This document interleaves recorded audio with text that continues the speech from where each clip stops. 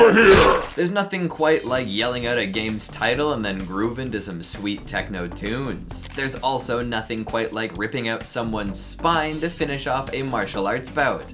These are both things you can do in Mortal Kombat, which contribute to its legendary legacy. We've been telling our opponents to get over here for some 30 odd years now, and it hasn't even come close to getting old. With a truly new Mortal Kombat right around the corner, it's always fun to take a trip down memory lane. Welcome back to the Leaderboard. I'm Keegan. Today we're going to be delving deep into the guts and gristle of the Mortal Kombat series. I've rounded up a heaping helping of the grossest, goriest, and goopiest facts from some leaderboard videos, and we are going to marathon them. No turning back. The first video we'll watch is the complete Mortal Kombat timeline. You know, to ensure that your MK history is up to snuff. Not that it really matters much when it comes to Mortal Kombat 1 as it resets the timeline, but it's still good to know. Plus, when new and or returning characters inevitably get announced as DLC characters, it's good to know what they used to look like and where they came from. While Mortal Kombat is mainly known for its fast-paced action and brutal fatalities, it features a deep story filled with hopes, dreams, betrayals, and world-ending threats. I'm Keegan, and today we will be going through the entire history of all Mortal Kombat games, from the main entries in the game series to the lesser-known spin-offs. If you're an avid leaderboard fan, you may have already watched our previous Mortal Kombat timeline video. If you did, thank you for being such a faithful viewer. Our previous videos covered the main entries in the franchise, skipping some parts of the story for the sake of clarity and ignoring what happened in the Mortal Kombat spin-off games. This new, updated Mortal Kombat timeline will go more in-depth than our previous video, explaining all the major events from the main games and the spin-offs, so you know everything about the Mortal Kombat universe before the release of Mortal Kombat 12. The story of Mortal Kombat begins before the events of the very first game. Long before the rise of the Mortal Kombat heroes, there were only two immortal beings in the entire universe, the One Being and the Elder Gods. The One Being is the most powerful entity in the entire Mortal Kombat universe. It precedes all other life forms and fed on the essence of the Elder Gods to harness almost unlimited power. To stop the One Being and get their freedom, the Elder Gods created 6 powerful weapons called the Kamidogu. They shattered the One Being into 6 pieces, each containing one of the Kamidogu and part of the One Being's consciousness. These pieces eventually became the main realms of the Mortal Kombat universe: Earthrealm, Netherrealm, Outworld, Chaos Realm, Edenia, and Order Realm. While the One Being has been defeated, its consciousness remained hidden in the realms and eventually influenced their rulers to make them merge the realms back together and restore the One Being to its true form, at the risk of shattering the entire universe. To maintain order and balance throughout the realms, the Elder Gods decided to create a single elimination martial arts tournament that would determine their fates.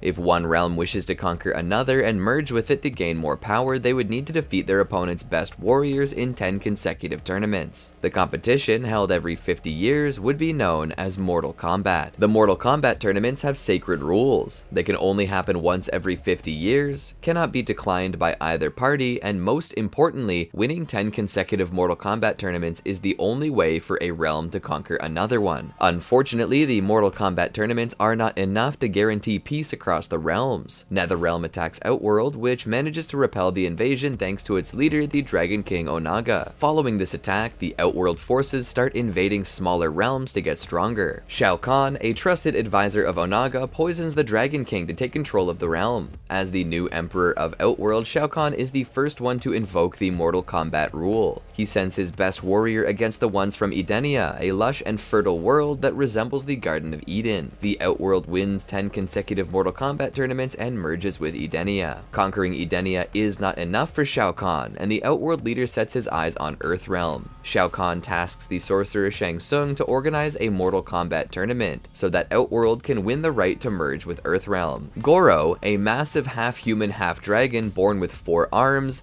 wins 9 tournaments in a row for Outworld, which remains just 1 victory short of the 10 victory streak needed to invade Earthrealm. Enter the first Mortal Kombat game game, released in 1992 on arcade systems. This game takes place during the final Mortal Kombat tournament required for Outworld to merge with Earthrealm. Shang Tsung hosts the competition and requests the God of Thunder and Earthrealm protector Raiden to take part in the tournament. Joining Raiden are Shaolin monk Liu Kang, martial arts superstar Johnny Cage, and Lieutenant Sonya Blade from the US Special Forces unit. 4 fighters represent Outworld: Goro, the undefeated 4-armed champion; Kano, the leader of the Black Dragon criminal organization; an undead ninja called Scorpion; and a mysterious assassin from the Lin Kuei clan, Sub-Zero. While the intentions of the Earthrealm heroes are pretty clear: save their world, the Outworld fighters have different goals than just beating the good guys as they join the Mortal Kombat tournament. Goro's goal is simple. He's the winner of the past 9 competitions, and he wants to bring the trophy home one more time so that the Outworld can merge with the Earthrealm. Kano, the thug from the Black Dragon organization, entered the Mortal Kombat tournament because he heard rumors that Shang Tsung's palace was filled with gold, so he intends on looting everything he can. Sub-Zero, the assassin from the Lin Kuei clan, was paid a large sum of money to kill Shang Tsung during the tournament. The 4th Outworld fighter, Scorpion, is a resurrected ninja who believes Sub-Zero is the one who killed him, so he joins the Mortal Kombat challenge to defeat his alleged murderer. The Earthrealm fighters manage to defeat their opponents, and Liu Kang becomes the new champion of Mortal Kombat. Scorpion gets his revenge and seemingly kills Sub-Zero, sending his soul to the Netherrealm. Goro is nowhere to be seen after the end of the tournament and is believed to be dead. The leader of Outworld, Shao Kahn, isn't too happy to learn that his fighters lost the Mortal Kombat tournament. Shang Tsung begs the Emperor to spare his life and give him another chance to prove his worth. The sorcerer suggests luring Earthrealm's warriors to compete in Outworld for another tournament, where they will meet certain death by Shao Kahn himself. The Emperor agrees, and the events of Mortal Kombat 2 begin. Liu Kang, Raiden, Johnny Cage, Scorpion, Shang Tsung, and his personal bodyguard Reptile join the tournament. Sub-Zero is also here, despite dying at the hands of Scorpion during the previous Mortal Kombat competition. Buckle up, because this is the first twist in the Mortal Kombat story. Sub-Zero from Mortal Kombat 2 is not the same Sub-Zero as in Mortal Kombat 1. The new Sub-Zero is actually Kuai Liang, the younger brother of the original Sub-Zero, Bi-Han. He was sent by the Lin Kuei clan to finish his brother's job and kill Shang Tsung. When he realizes that Kuai Liang is the younger brother of the Sub-Zero he killed, Scorpion secretly swears to protect him as retribution for slaying his brother. 5 new characters join the competition: Baraka, one of Shao Kahn's enforcers; Jax Briggs, a member of the US Special Forces and friend of Sonya Blade; Kung Lao, a Shaolin monk and Liu Kang's cousin; Kitana, Shao Kahn's stepdaughter and personal assassin; and Mileena, a clone of Kitana created by Shang Tsung and adopted by Shao Kahn as his daughter. There's a reason that Shao Kahn has such a weird relationship with his so-called stepdaughter and made her an assassin on top of creating a clone of her. Remember when a long time ago Outworld merged with Edenia? Kitana was actually the princess from this realm before Shao Kahn took control and placed Kitana under a spell to make her his loyal daughter and assassin. When Kitana figures out the truth about Shao Kahn, she decides to side with the Earthrealm warriors and help them defeat the Outworld fighters. Mileena finds out about her twin's plans and tries to defeat her. Kitana kills Mileena, revealing that she is no longer loyal to Shao Kahn. Despite the Outworld warriors' best efforts, Liu Kang wins the tournament once again, defeating Shao Kahn and his troops. But the Outworld Emperor is not ready to give up his plans of conquering Earthrealm. Mortal Kombat 3, released in 1995, takes the action up a notch. To finally take over Earthrealm, Shao Kahn enacts a 10,000-year-old plan. He uses his shadow priests, led by Shang Tsung, to revive Queen Sindel, the former ruler of Edenia, whom Kahn forced to become his wife before she eventually committed suicide. But instead of bringing her back to Outworld, Shao Kahn revives his queen on Earthrealm, giving him a reason to go back and claim her. Shao Kahn opens a dimensional portal between the two realms, slowly turning Earthrealm into a part of Outworld. Through this portal, Shao Kahn claims the souls of billions of humans. Raiden manages to save a few souls from this assault, the ones that will defend Earthrealm in the upcoming Mortal Kombat tournament. To prevent the Earthrealm warriors from winning yet another Mortal Kombat tournament, Shao Kahn sends extermination squads to kill them.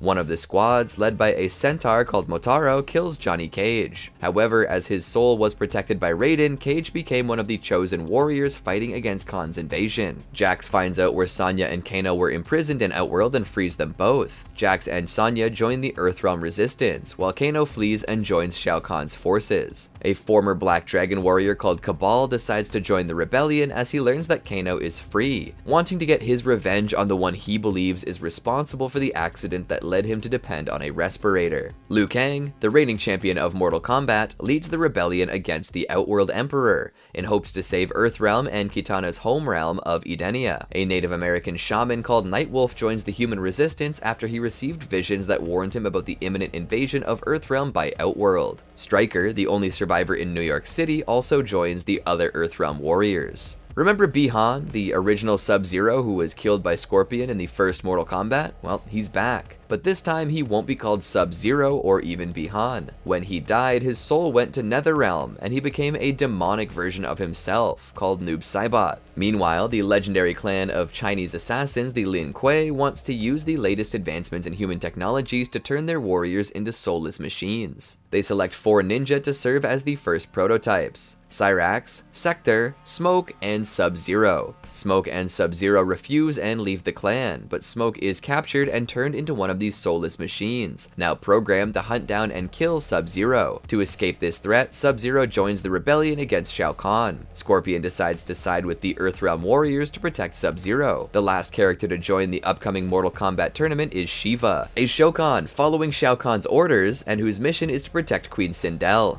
However, Shiva doesn't fully trust the Outworld Emperor's intentions and makes plans to turn on him should things go south. Despite Shao Kahn's best efforts, Liu Kang and the rebellion successfully stop the Outworld's invasion. Not only is Earthrealm safe, but the realm of Edenia is also free from Outworld's control. Kitana, the stepdaughter of Shao Kahn and daughter of Queen Sindel, manages to reach her mother. The Emperor put a spell on Sindel, making her forget everything about her past, so she has complete loyalty to him. Kitana reminds her mother about the past, who takes her rightful place on the Edenian throne. She vows to rebuild her realm and bring down Shao Kahn for his crimes. In 1997, Mortal Kombat Mythology's Sub-Zero sheds more light on the story of the original Sub-Zero, Bi-Han. The story of this spin-off Mortal Kombat game is set before the events that took place in the original Mortal Kombat. Sub-Zero was hired by a sorcerer named Quan Chi to get a map leading to a mysterious amulet. To maximize his chances of getting that map, Quan Chi also hires Sub-Zero's rival, Scorpion from the Shirai Ryu clan.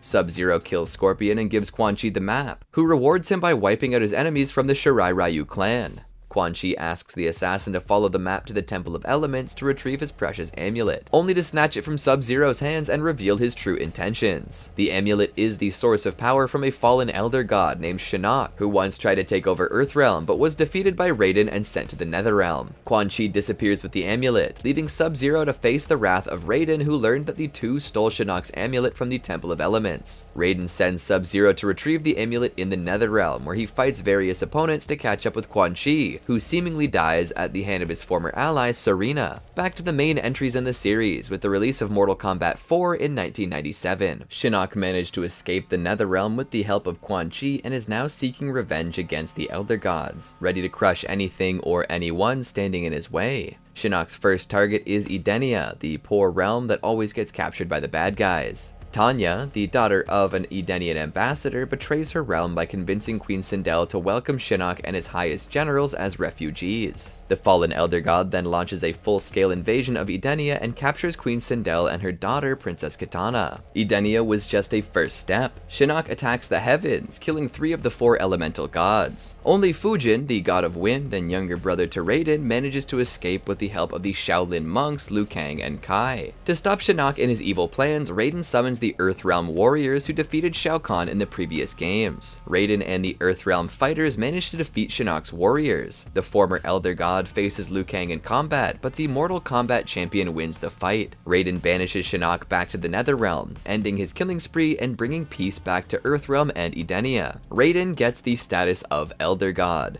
turning over his position as Earthrealm's protector to his brother Fujin. Everyone is happy. Kitana and Liu Kang continued their romance, and the other combatants resumed their regular life. Meanwhile, Scorpion finds out that Quan Chi is responsible for the death of his family and tortures the sorcerer in the depths of the Netherrealm. In 2000, Mortal Kombat Special Forces follows the adventures of Jax Briggs as he chases after Kano and his Black Dragon criminal organization. Kano managed to free his gang from a maximum security prison and is trying to get his hands on an artifact called the Eye of Chi-Tien. Jax, who has a personal grudge against Kano and the Black Dragon organization after they slaughtered his Special Forces friends, decides to stop them from getting that artifact and bring them back behind bars. Jax eventually defeats Kano and discovers that the Eye of Chi-Tien holds the ability to open portals between realms. The next main entry in the Mortal Kombat franchise comes in 2002 with the release of Mortal Kombat Deadly Alliance. Mortal Kombat Deadly Alliance begins after Scorpion takes Quan Chi with him to the Netherrealm at the end of Mortal Kombat 4. The sorcerer manages to escape using the Amulet of Shinnok, the powerful artifact the original Sub-Zero stole for him in Mortal Kombat Mythology's Sub-Zero. While Quan Chi pretended to give Shinnok his amulet back after retrieving it from the Temple of Elements, he actually gave the former Elder God a replica while keeping the real amulet for himself. Once out of the Netherrealm, Quan Chi finds a tomb filled with the mummified remains of Onaga the Dragon King's army, former ruler of Outworld that was poisoned by Shao Kahn. To help him revive this powerful army, Quan Chi makes a deal with Shang Tsung. He will provide Shao Kahn's right-hand man with an endless source of souls to make him immortal, if the sorcerer agrees to transplant warrior souls into the mummified remains of the Dragon King's army. Shang Tsung accepts this offer, and nothing seems to be able to stop this deadly alliance. To enact their plan of raising an army and taking control of the realms, Quan Chi and Shang Tsung need to get rid of the only two characters that could stop them: Mortal Kombat champion Liu Kang and Outworld Emperor Shao Kahn. They snap Liu Kang's neck and consume his soul to resurrect the Dragon King's army and seemingly kill Shao Kahn. We'll later learn that the Deadly Alliance only killed one of Kahn's clones, but this doesn't impact their plans for now. Raiden wants to stop the Deadly Alliance from killing everyone and taking control of the realms, so he asks the Elder Gods to intervene. They refuse, believing in free will and not seeing any threat to the order they established. Raiden is pretty angry with this decision and decides to give up his Elder God status before returning to Earthrealm to gather the heroes once again to face this new threat. Jax Briggs, Johnny Cage, Kung Lao, Sonya Blade, and Kitana all die in battle. Raiden tries to defeat the Deadly Alliance, but the duo is too powerful, even for the Thunder God. Mortal Kombat Deception picks up the story as the Deadly Alliance finally manages to revive the Dragon King's undefeatable army. The duo turns against each other, with Shang Tsung stealing Shinnok's amulet from Quan Chi in fear that his partner would dump him after he's done transplanting the souls. The two former allies fight to take control of their undead army when, to their horror, they realize that Onaga, the Dragon King himself, has returned. Onaga has one goal: use the 6 Kamidogu that were created when the Elder Gods shattered the One Being to merge all realms together and bring back this powerful entity. The Dragon King manipulated a man named Shujinko to get the Kamidogu, and now he needs one last element: Shinnok's amulet. Quan Chi and Shang Tsung try to stop Onaga, but they're no match for the Dragon King. In an attempt to prevent him from destroying all realms, Raiden concentrates his powers on a single blast that destroys everything in its wake. Everything except for Onaga, who emerges from the blast unharmed. As the Dragon King now possesses Shinnok's amulet and the Kamidogu, he comes back to Outworld to reassume his throne as the original ruler of the realm. From there, he wants to merge the 6 Kamidogu into a single one, creating the ultimate weapon that could reshape all realms. Raiden's blast was so powerful that it destroyed the Thunder God himself. He reconstitutes himself back on Earthrealm, but his essence is tainted by Onaga's evil. This corruption leads Raiden to become furious with the way Earthrealm's inhabitants had treated their own realm, turning Raiden into Dark Raiden, a ruthless version of himself ready to crush anyone who threatens his homeland. Shujinko, the man manipulated by Onaga to retrieve the Kamidogu, swears to get his revenge on the Dragon King. After decades spent collecting the Kamidogu, Shujinko is one of the most powerful warriors of all time. Onaga also granted him a special power to help him in his quest: the ability to copy the powers of anyone he fights. Shujinko gathers some of the best warriors of all realms and absorbs their power. He manages to shatter the Kamidogu and beat the Dragon King, allowing Nightwolf to use his ancestral knowledge to trap Onaga's soul in the Netherrealm. In 2005, Midway released another spin-off, after the events of the first Mortal Kombat game. At the end of the first Mortal Kombat tournament, several fights break out with Sonya Blade, Johnny Cage, and Sub-Zero on one side and Kano, Reptile, and Scorpion on the other. Liu Kang faces Shang Tsung, who tries to consume the Shaolin monk's soul. Kung Lao comes to save his cousin and fights against Baraka.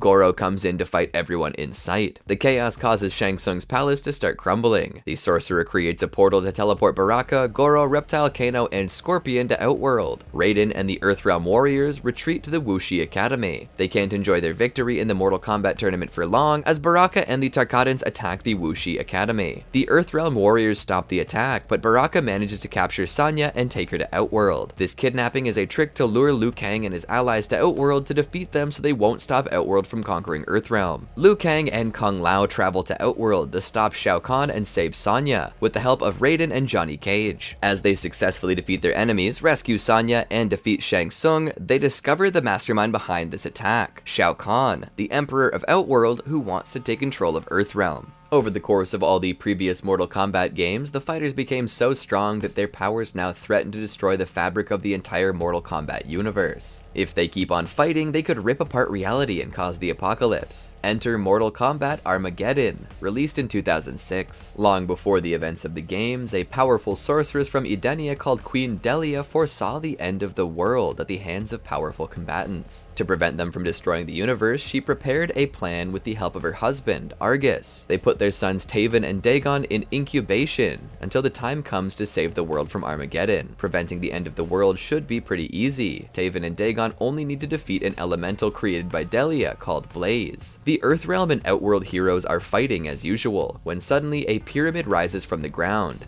Its tip bursts into flames, and Blaze the Elemental appears. To restore balance in the universe, Blaze wants to destroy as many combatants as possible. He challenges them to a battle, and of course, the bloodthirsty combatants won't turn down a fight. Instead of teaming up to defeat Blaze and save the realms, Taven and Dagon turn on each other as they discover a message from their father Argus saying that whoever kills Blaze first will take his place as an Elder God. Taven defeats Dagon, but doesn't want to kill Blaze before finding out why they were chosen to beat the Elemental and save the universe. Blaze reveals that only one of the brothers can kill him, as they each have a special armor bestowed by their parents. The fate of the world depends on which brother defeats the Elemental. His death will either destroy all warriors or strip them of their powers and abilities. But the canon ending of Mortal Kombat Armageddon doesn't even care about Taven and Dagon and their special armor. The most popular villain from the Mortal Kombat series, Shao Kahn, is back. After tricking the Deadly Alliance into killing one of his clones, he claimed back his throne of Emperor of Outworld, and now wants to kill Blaze to seize his godlike powers and finally become the master of the universe. As all fighters are trying to get to the top of the pyramid, Shao Kahn manages to defeat Blaze and gain his powers. Raiden tries to stop him, but the Outworld Emperor is too powerful. Before Shao Kahn kills Raiden, the Thunder God sends a message to his younger self through his amulet in hopes of preventing the end of times. He must win. Before finding out what this message means and what happens to everyone in the Mortal Kombat universe, Midway Games decided to release an official yet non-canonical game in 2008, Mortal Kombat vs. DC Universe. As its name suggests, this spin-off pits the Mortal Kombat fighters against DC superheroes, such as Superman, Batman, and Wonder Woman. Unfortunately, Quan Chi vs. Catwoman or Scorpion vs. Lex Luthor never made it to the official Mortal Kombat storyline. Back to the official fate of the Mortal Kombat universe, Raiden's message to his past self at the end of Armageddon creates a new timeline that begins with the reboot of the original Mortal Kombat trilogy in 2011. Everything from the previous games doesn't really exist anymore. The reboot takes us back to the first Mortal Kombat tournament, where the Earthrealm heroes are teaming up to prevent Goro from winning a 10th Mortal Kombat victory for Outworld. Raiden receives the message from his Armageddon's future self, with the cryptic message, "He must win." Okay, but who should win, and why? Raiden is confused by this message, but now has the knowledge of everything that will happen in the next decades, including the end of the world. When Raiden tries to figure out how to save everybody, the other combatants do everything as they did in the original Mortal Kombat trilogy. Liu Kang wins the tournament, Sindel is resurrected, and Shao Kahn invades Earthrealm. Raiden tries various strategies to prevent Armageddon. He prevents Smoke from being turned into a soulless machine by the Lin Kuei assassin clan, only for Kuai Liang, the younger brother of the original Sub-Zero, to be captured and turned into a cybernetic ninja instead of Smoke. When Shao Kahn invades Earthrealm, Raiden saves Johnny Cage from the extermination squads. Just like in the original timeline, he tries to ask the Elder Gods for help, but they won't intervene. When Raiden and Liu Kang come back from their meeting with the Elder Gods, they discover bloodshed on Earthrealm. Sindel launched a devastating attack that caused many casualties, including Kitana, who dies in Liu Kang's arms. Nightwolf sacrifices himself to kill Sindel and stop this chaos. Raiden finally understands what his future self meant by "he must win." If Shao Kahn wants to conquer Earthrealm, he must win 10 consecutive Mortal Kombat tournaments. Meanwhile, Liu Kang can't get over the death of his friends. He blames Raiden for this and decides to take on Shao Kahn alone. The Thunder God tries to stop Liu Kang but accidentally kills him. Raiden surrenders to the Emperor of Outworld. Shao Kahn begins to merge the two realms when the Elder Gods finally show up. Since Outworld never won the 10 consecutive Mortal Kombat tournaments required to merge with Earthrealm, Shao Kahn is breaking breaking the sacred rules of Mortal Kombat. The Elder Gods possess Raiden's body to help him defeat the Outworld Emperor. Earthrealm is returned to normal despite the many casualties caused by the Outworld's attack. Raiden, who successfully prevented Armageddon even if he lost most of his friends, vows to rebuild his realm. While this could be the end of this 2011 Mortal Kombat reboot, there is one plot twist left. Quan Chi appears to be working under the orders of Shinnok. With both Earthrealm and Outworld severely weakened and many dead combatants that Quan Chi can revive, the fallen Elder God is planning on conquering both realms. 2 years later, Quan Chi and Shinnok put their plans into action in Mortal Kombat 10. The sorcerer uses the souls of those who died during the Earthrealm invasion to create a powerful undead army. Shinnok attacks Earthrealm with his army of Netherrealm demons and Quan Chi's revenants. The fallen Elder God wants to corrupt the Jinsei, Earth's life force. Johnny Cage, Sonya Blade, Kenshi Takahashi, Fujin, and Raiden try to fight against the demons and revenants attacking Earthrealm. Quan Chi brings back well-known characters, turning Sub-Zero, Sindel, and Smoke into revenants, among many others. As the Earthrealm warriors fight against Shinnok, the fallen Elder God takes the upper hand and attempts to kill Sonya. Johnny tries to protect her and awakens unexpected ancient superpowers, allowing him to fend off the Elder God long enough for Raiden to steal Shinnok's amulet and imprison him inside of it. With Shinnok defeated, Quan Chi retreats to Netherrealm. The Earthrealm warriors chase him to his lair and manage to restore Scorpion, Sub-Zero, and Jax to their human form, but Quan Chi escapes. Life goes back to normal for the Earthrealm heroes. Johnny and Sonya marry and have a daughter, Cassie, but divorce a few years later.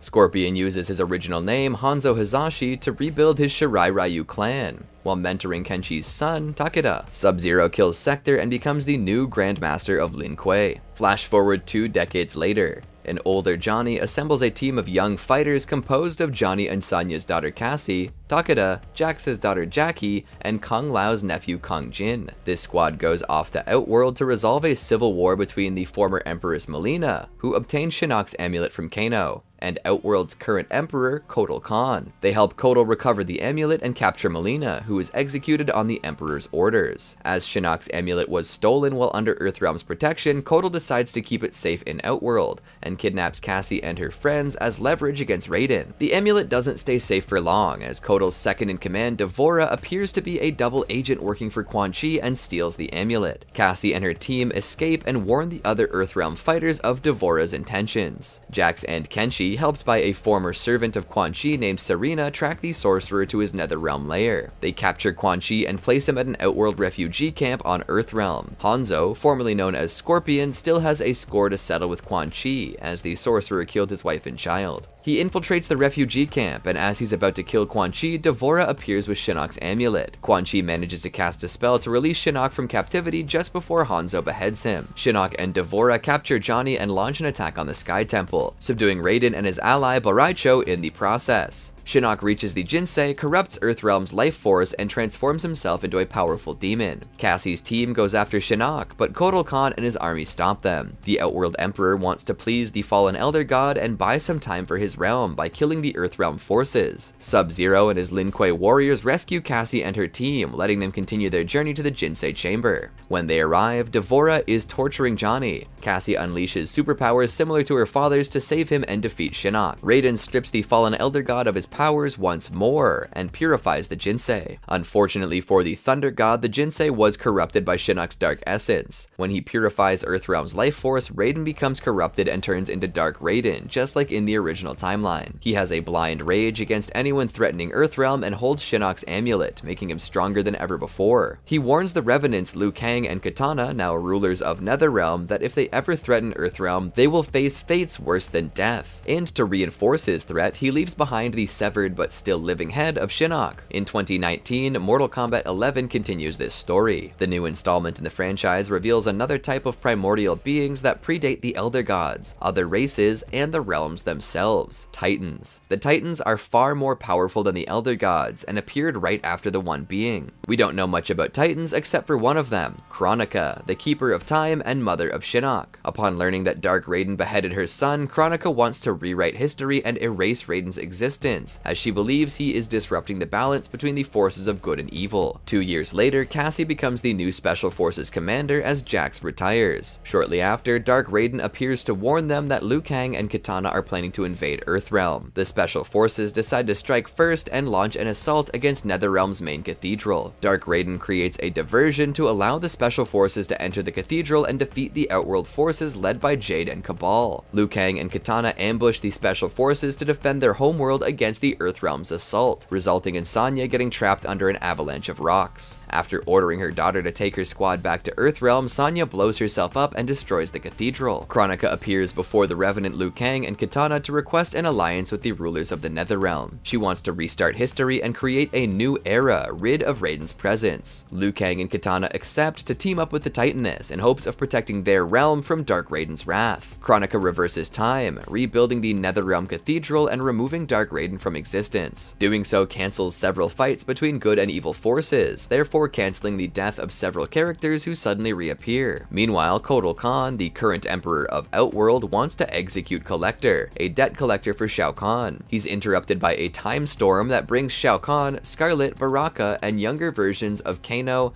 Aaron Black, Jade, Raiden, Kitana, Liu Kang, Johnny Cage, Sonya Blade, Jax, Scorpion, Cabal, and Kung Lao from the past. Dark Raiden is erased from existence, leaving behind Shinnok's amulet. When he discusses what's going on with Kotal, Raiden realizes they were all teleported 27 years in the future. Past and present are colliding, creating a new timeline. Shao Kahn's forces begin to fight against Kotal to reclaim the Outworld throne. Kotal defeats Shao Kahn and his allies. D'Vorah arrives and brings Shao Kahn's forces and Collector to her hive, recruiting them into Kronika's army. Back on Earthrealm, Raiden and Sonya learn what happened to their future selves. Liu Kang and Kung Lao discover that their alter egos are undead revenants of the Netherrealm. Earthrealm and Outworld forge an alliance against their common threat, Kronika. Garrus, Kronika's henchman, manages to steal powerful energy capsules containing Earthrealm's life force, the Jinsei. Liu Kang and Kung Lao try to stop him, but Garrus uses his chronokinetic powers to escape. He leaves both Shaolin monks unharmed, as killing them would destroy their revenant counterparts, and Kronika needs them to enact her plan. Raiden goes to the heavens to meet with the Elder Gods and ask for their assistance in stopping Kronika.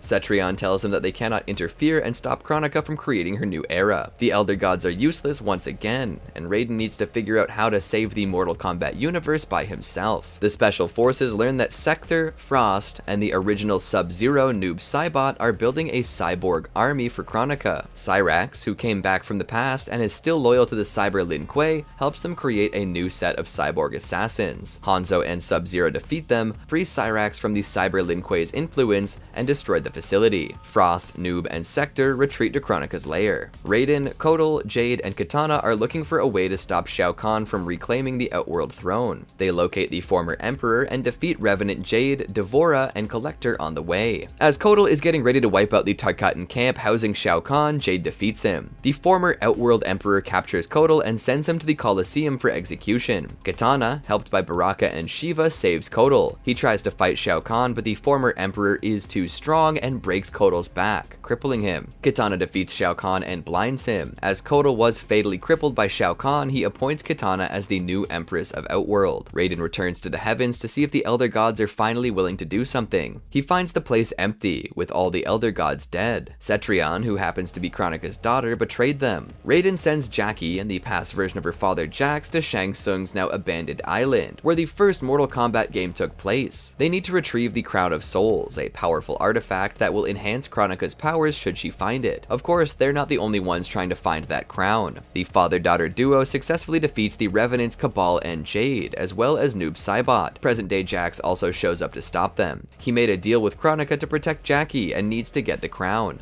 The younger Jax knocks out his older self and proceeds to escape the island with the Crown of Souls, his daughter, and his older self. They're stopped by Cetrion, who splits the ground in two and threatens to kill Jackie if Jax doesn't hand over the crown. Hanzo, the present-day Scorpion, needs to convince Charon, the ferryman of the Netherrealm's souls, to let his allies reach Kronika's fortress. As he reaches the ferryman, he finds D'Vorah torturing him for refusing to assist Kronika. Hanzo defeats D'Vorah and meets his past self, Scorpion, who tells him that Kronika could revive their deceased wife and son. Sun. The two Scorpions clash, and Hanzo wins the fight, explaining to his past self that the only goal of Kronika is to revive Shinnok, the one responsible for their family's demise. As the two Scorpions share their respective views on everything going on, Devora ambushes Hanzo and fatally poisons the ninja. His dying wish is for his past self to let go of his anger and join the rest of the Earthrealm warriors. Scorpion agrees and helps them locate Kronika. For the third time in the Mortal Kombat story, Raiden is filled with rage. Shinnok's amulet makes him more suspicious than ever, and he attacks Scorpion on sight, believing he's a threat to Earthrealm's safety. Liu Kang stops him, and Raiden realizes that they already fought in multiple timelines. Kronika wants them to fight because their combined strength is the only thing that could stop her from creating the new era. As Raiden and Liu Kang stop fighting and want to team up against Kronika, the Titaness captures the Shaolin monk to keep him away from the Thunder God. The Earthrealm and Outworld armies team up to launch an assault against Kronika's fortress. They defeat Garrus and shut down Frost, disabling all the Cyber Lin Kuei cyborgs. The older Jax realizes he's been on the wrong side of this war and joins the heroes' team. Meanwhile, Kronika took the kidnapped Liu Kang to his Revenant counterpart. Revenant Liu Kang absorbs his past self's soul, and Kronika sends him to fight against Raiden. Her plan is to make Liu Kang and Raiden kill each other, which would prevent them from ever combining their powers and teaming up against her. As he's fighting against Revenant Liu Kang, Raiden understands that Kronika wants him to kill his former ally. Instead of achieving her plan, Raiden uses his powers to merge with both the Revenant and past Liu Kang, becoming the powerful Fire God Liu Kang. With the memory and knowledge of his Revenant self, Fire God Liu Kang knows everything about Kronika's plan and the location of her hideout. The Earthrealm and Outworld warriors break into Kronika's keep. The Titaness turns back time to its beginning to get rid of these intruders, but the godlike status of Fire God Liu Kang makes him immune to Kronika's time modifications. He defeats Kronika's allies as well as Cetrion, but the Titaness absorbs Cetrion's essence to become even more powerful. She turns back time to the Mesozoic Age, erasing everything that ever happened in the Mortal Kombat universe.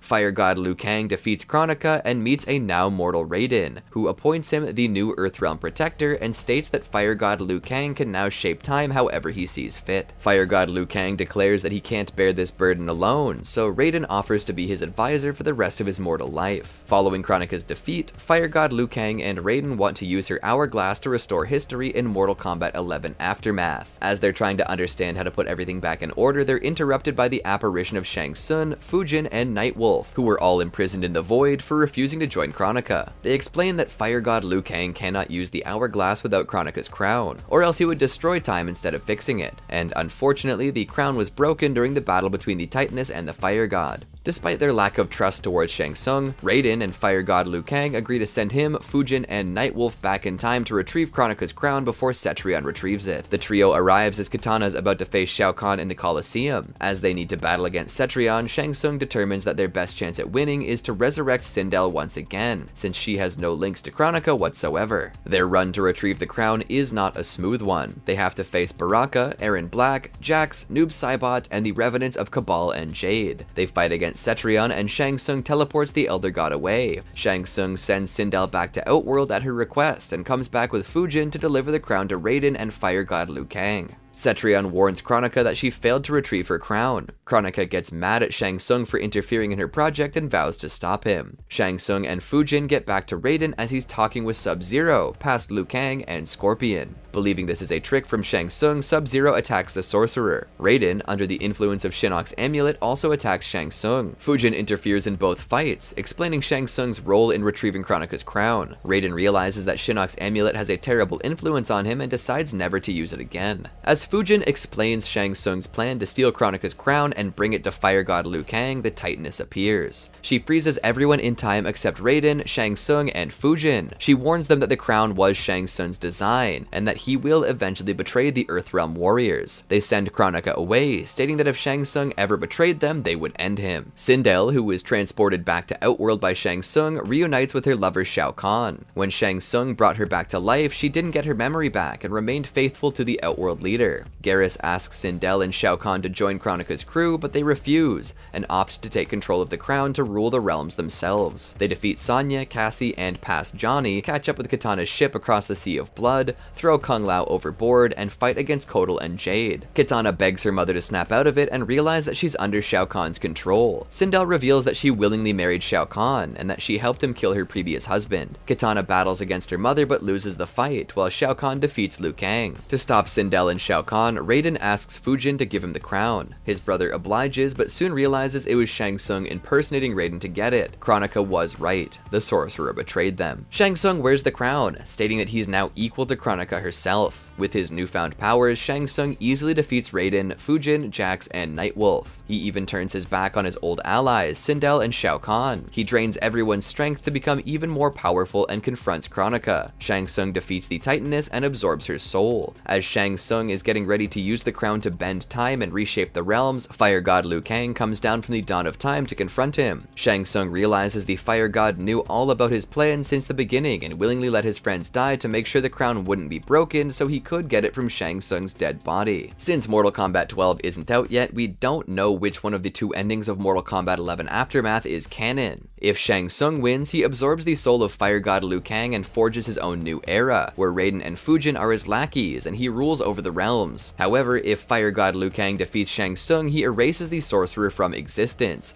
retrieves the crown, forges his new era, and goes back to his Shaolin temple to train a new Mortal Kombat champion, the Great Kung Lao. Now that the groundwork has been laid, we can get a little more particular about our MK knowledge. Yeah, we are sifting through the entrails of some fallen warriors to ensure that your knowledge is encyclopedic.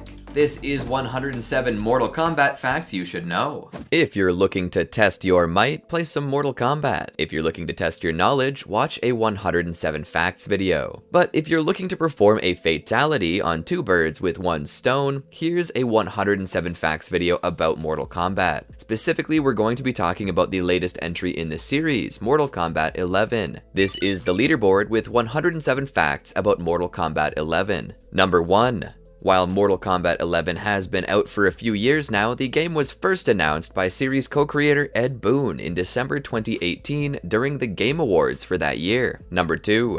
Ed Boon created Mortal Kombat back in the 90s, but he's still heavily involved in developing the series even to this day. On Mortal Kombat 11, he's the creative director and team lead. Number 3. Of course, it's not like Ed Boon makes these games all on his own. He has an entire team of developers behind him with NetherRealm Studios. Number 4. While Mortal Kombat 11 was made by NetherRealm Studios, the game was distributed by Warner Bros. Games. This division of Warner Bros. Has owned the rights to Mortal Kombat since 2009. Number 5. Historically, Mortal Kombat's story has been all over the place. There's all kinds of reboots, sequels, prequels, spin-offs, pretty much anything that you can imagine. Mortal Kombat 11 keeps it simple though. This is a direct sequel to Mortal Kombat X, which came out in 2015. Number 6. We all knew that Mortal Kombat 11's story was going to be a direct follow-up from our first look at the game. The first announcement trailer featured Dark Raiden, which MKX left off as a cliffhanger. Number 7.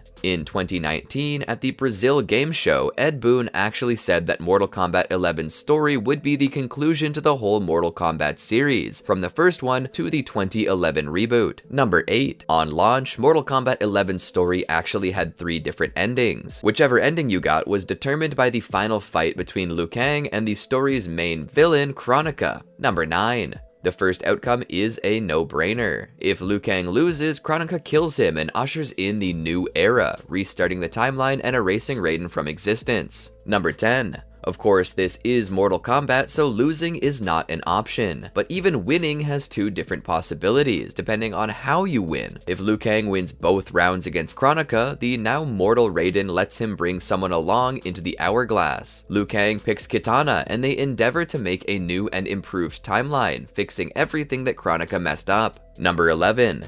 If Kronika wins one round, but Liu Kang takes the whole match, mortal Raiden swears to advise him for the rest of his now mortal life. I'm sure Liu Kang would want Kitana around, but this is actually the canon ending. Number 12. For the record, the base version of Mortal Kombat 11 released on all platforms on April 23rd, 2019. That includes PlayStation 4, Xbox One, Nintendo Switch, and PC. Number 13. Well, to be clear, the Switch version wasn't available in Europe for a few more weeks. It dropped on May 10th, 2019. Number 14. If you can believe it, Mortal Kombat 11 even had a Google Stadia version that came out on November 19th, 2019. Emphasis on had a Stadia version. Number 15. When Mortal Kombat 11 launched, it had 25 playable characters. Kind of. Number 16. Frost is in the base game, but you have to unlock her. You can do this by progressing through the story mode or by paying for her separately if, you don't want to play the game. Number 17. Shao Kahn, on the other hand, is a different situation. At first, he was only available to play if you pre-ordered Mortal Kombat 11. Of course, you could also buy him separately if you missed the pre-order window. Number 18.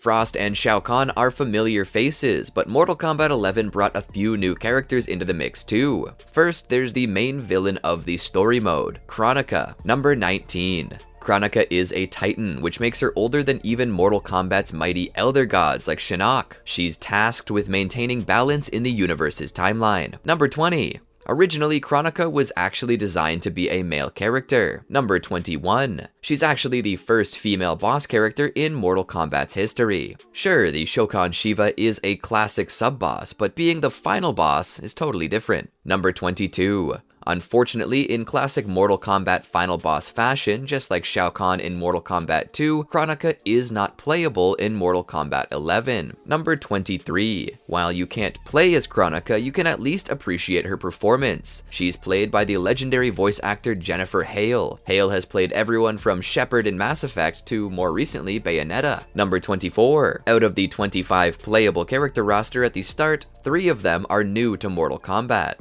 Number 25. First, there's Cetrion. Like Shinnok, she is an elder god. She has the power to control nature, the elements, and life itself. She's actually Shinnok's sister and Kronika's daughter. Number 26. Cetrion is voiced by Mary Elizabeth McGlynn. For you Tekken fans out there, McGlynn also voiced Nina Williams for years. Number 27. While Cetrion's around to help her mom out, Kronika also has Garrus do her bidding. Kronika basically built him as her immortal servant in maintaining the timeline. Number 28. Like Kronika, Garrus has the power to manipulate time. His name itself, Garrus, actually comes from the Greek god of old age with the same name. Number 29. Garrus was actually originally called Terminus. This was his name when the new Mortal Kombat 11 roster first appeared on the official website. Also, Garrus's in-game file is Ter, in reference to his original name. Number 30. Garrus's time manipulation even affects his gameplay. Garrus has an ability called Lost Time that actually reduces the remaining time on the match's clock. He takes 30 seconds off the clock unless the timer is at 30 seconds or below. If this is the case, it only takes off 10 seconds instead. Number 31.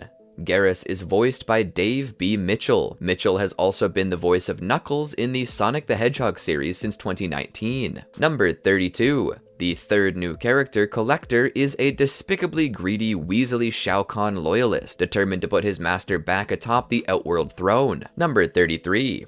Don't let Collector's multiple arms confuse you though. He's not a Shokan like Goro. With 6 arms instead of 4, he's a Nagnaden, a different race native to Outworld. Number 34. When Shao Kahn conquered the Nagnata, he enslaved them and forced them to build the Colosseum, as well as his personal palace. Shao Kahn promoted certain Nagnata like Collector from slaves to slavers, and tasked them with collecting treasures for him as tribute. Number 35. Of course, there's plenty of returning characters in Mortal Kombat 11 as well. Ed Boon says that the story largely determines which characters NetherRealm chooses to bring back, but that fans are also a factor. He insists that they have a vote in which characters rejoin the roster. Number 36. Characters like Sub-Zero and Scorpion are obvious Mortal Kombat shoo-ins, except for that one time that Scorpion wasn't in Mortal Kombat 3, but some of these characters haven't been seen in a minute. For instance, this is the first time that Frost has been playable since Mortal Kombat Armageddon in 2006. Number 37. Now though, she's a cyborg like the rest of the Cyber Lin Kuei, complete with advanced upgrades, courtesy of Kronika. Number 38. Speaking of cyborgs, Cyrax and Sector both appear in Mortal Kombat's story mode. You can fight against them, but unfortunately they aren't part of the playable roster. Number 39. As for Scarlet, she's a deeper cut than some of the other characters. Her first and only appearance in Mortal Kombat was as a DLC character for 2011's Mortal Kombat reboot. Number 40. Her fatality was actually the first Mortal Kombat 11 fatality shown at the end of the announcement trailer. Number 41. In fact, a few base Mortal Kombat 11 cast members haven't been playable since MK9, including Jade, Noob Saibot, and Baraka. Number 42. Old characters don't mean old design though. NetherRealm art lead Brendan George is part of the team tasked with updating their looks. Number 43. When redesigning classic characters, George had a specific approach. For each character, he made sure to follow 3 different principles. Number 44. The first one was do not repeat themselves. This note came down from Ed Boon himself. Every character was subject to something new, from classics like Scorpion to newcomers like Cassie Cage. Number 45.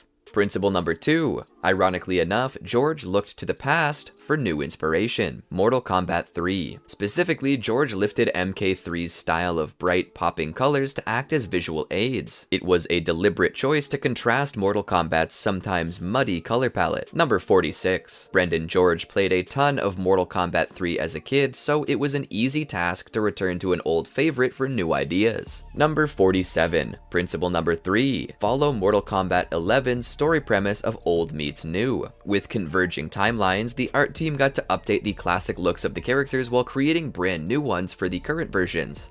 Number 48. To pick a character's look, George and the art team pulled from the story details and determined a kind of thematic backstory to base their design on. Number 49. For the story itself, that fell on the shoulders of Mortal Kombat 11's story director, Dominic Ciancolo. Number 50. Once George had an idea of what the character was all about, personality and plot-wise, his next step was to gather info from the gameplay team at NetherRealm. That way, he could get a flavor for how the character fights and if there are any particular weapons that they use. Number 51.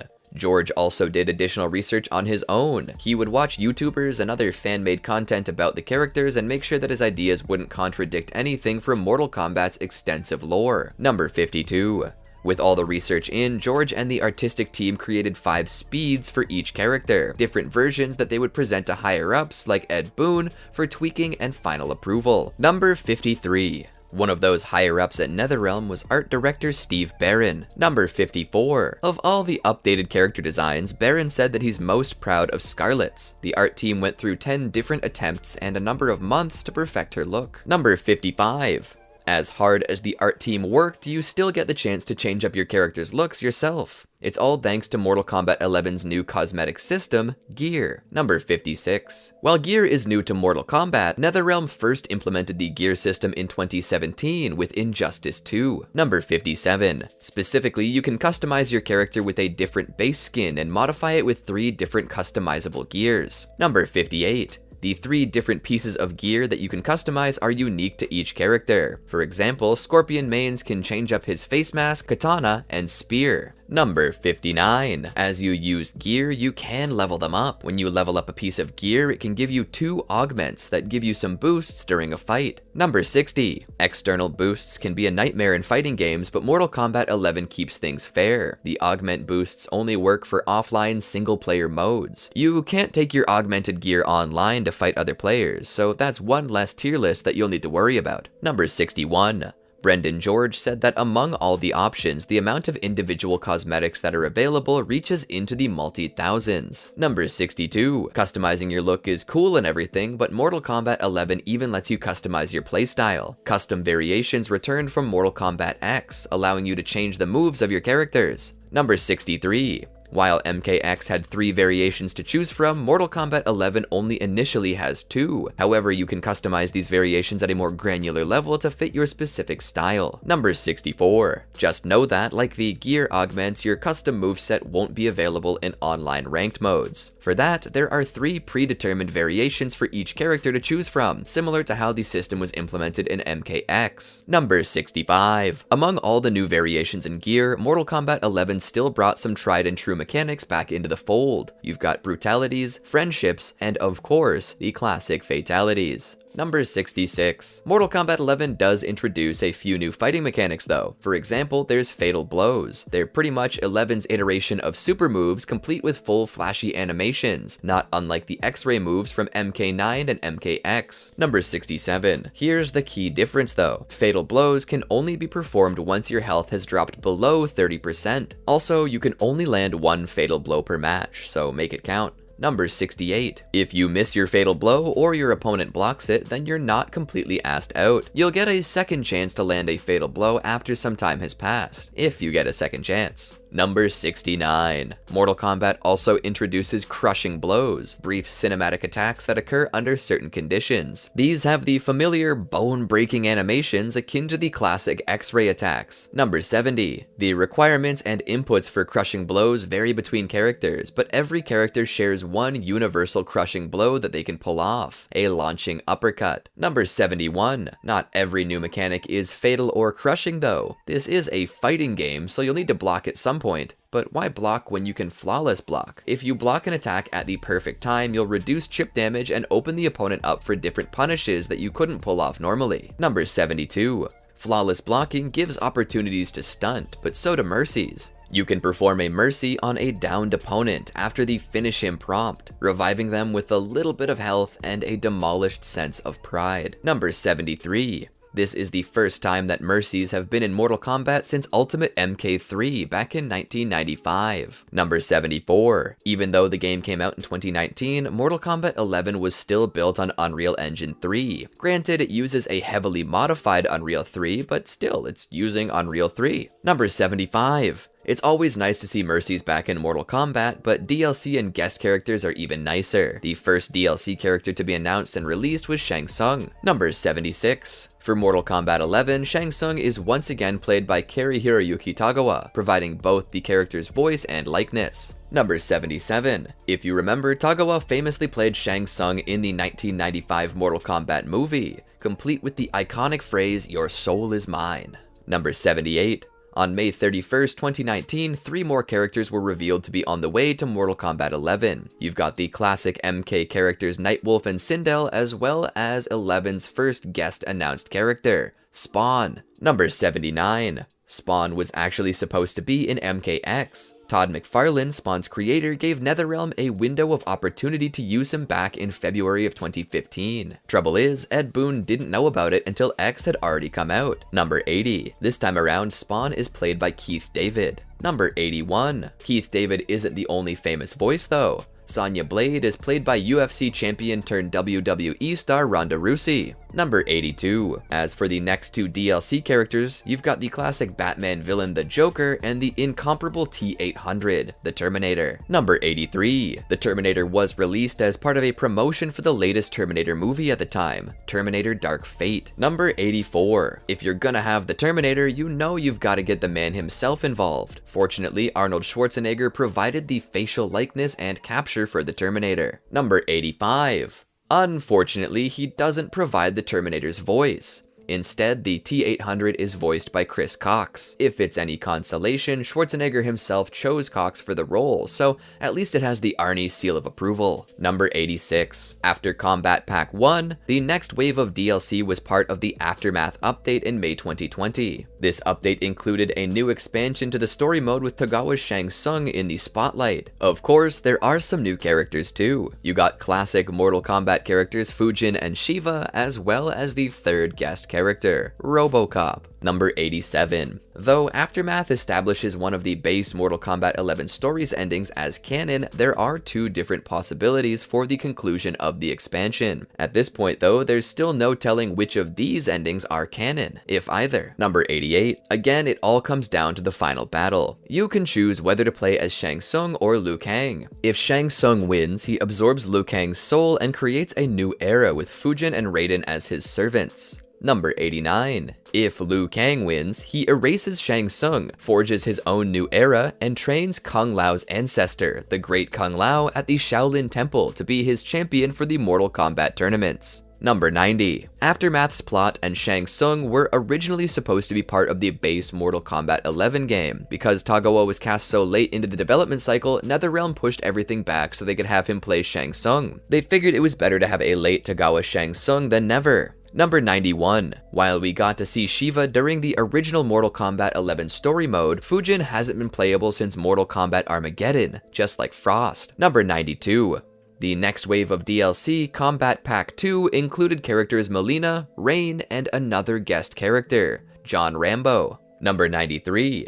Just like with Terminator, NetherRealm made sure to do Rambo right. Sure enough, Rambo is voiced by Sylvester Stallone, who also provided his facial capture. Number 94. Because of the pandemic, Sylvester Stallone recorded his lines for Rambo from home while on a Zoom call with the NetherRealm team. Number 95. For Melina, fans have been clamoring for her to be part of MK11's roster since, well, MK11 came out. Number 96. According to Ed Boon, NetherRealm had planned to release Melina as DLC, but deliberately held her back to create an appreciation for the character after seeing all of the fan backlash about her exclusion. Number 97. For the woman characters that were in the game, Boon and Mortal Kombat 11 also caught flack for them too. Some MK fans were pissed off that their outfits weren't as suggestive as they had been in the past. Number 98. Ironically enough, Boon defended the decision in an interview with Playboy of all places. When asked about the more subdued outfits for 11, he said that it was unrealistic for them to wear so little clothes. Boon even said that the NetherRealm team went too far in MK9 with the sexualization. Number 99. Of course, Mortal Kombat is no stranger to controversy. Mortal Kombat is banned in China, Japan, and Indonesia due to its rampant violence and gore. Number 100. MK11 is also banned in Ukraine, but not necessarily because of the violence. Ukraine gave MK11 a hard pass because of communist imagery, and I'm not talking about Shao Kahn's hammer and Noob Saibot's sickles. Specifically, pre-ordering the special edition of Mortal Kombat 11 unlocked a special Soviet-esque skin for Scarlet called Cold War Scarlet.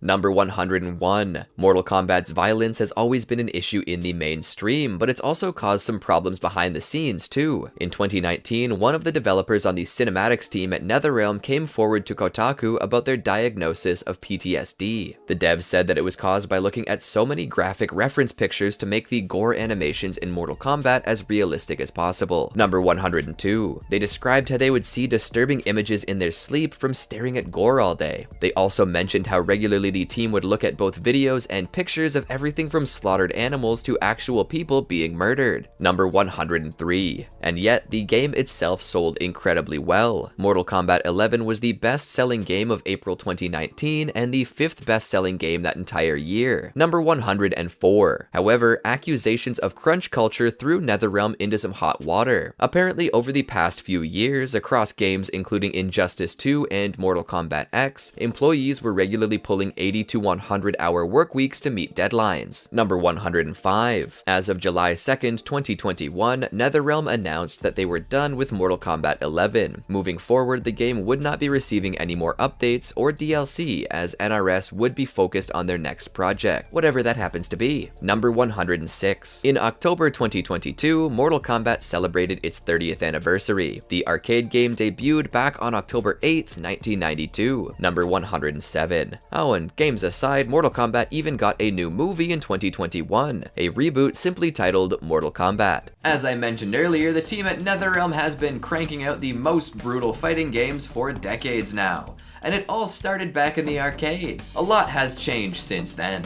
Remember when all those old school fatalities caused a nationwide panic in the States? Boy, have times ever changed. If you want to see all the different iterations of Mortal Kombat in one place, from graphics to characters to systems and more, then you've come to the right place. This is what has changed in the Mortal Kombat series, from Mortal Kombat to Mortal Kombat 11. It was the early 1990s. Nirvana was the hottest band in the world, and every household had at least one Beanie Baby.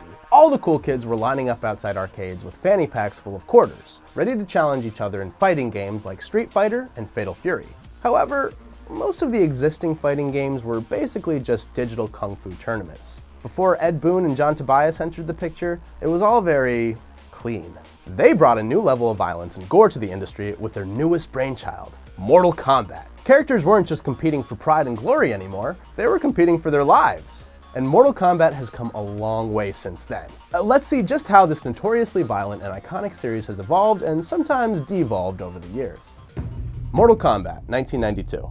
Mortal Kombat's development was the result of a merger between Williams Arcade Games and Midway Games in an attempt to start making their own original content. On the surface, the title was nothing too groundbreaking. There were only 7 playable fighters in the first Mortal Kombat, and as you probably know, 2 of them were just the same guy wearing different colored ninja costumes.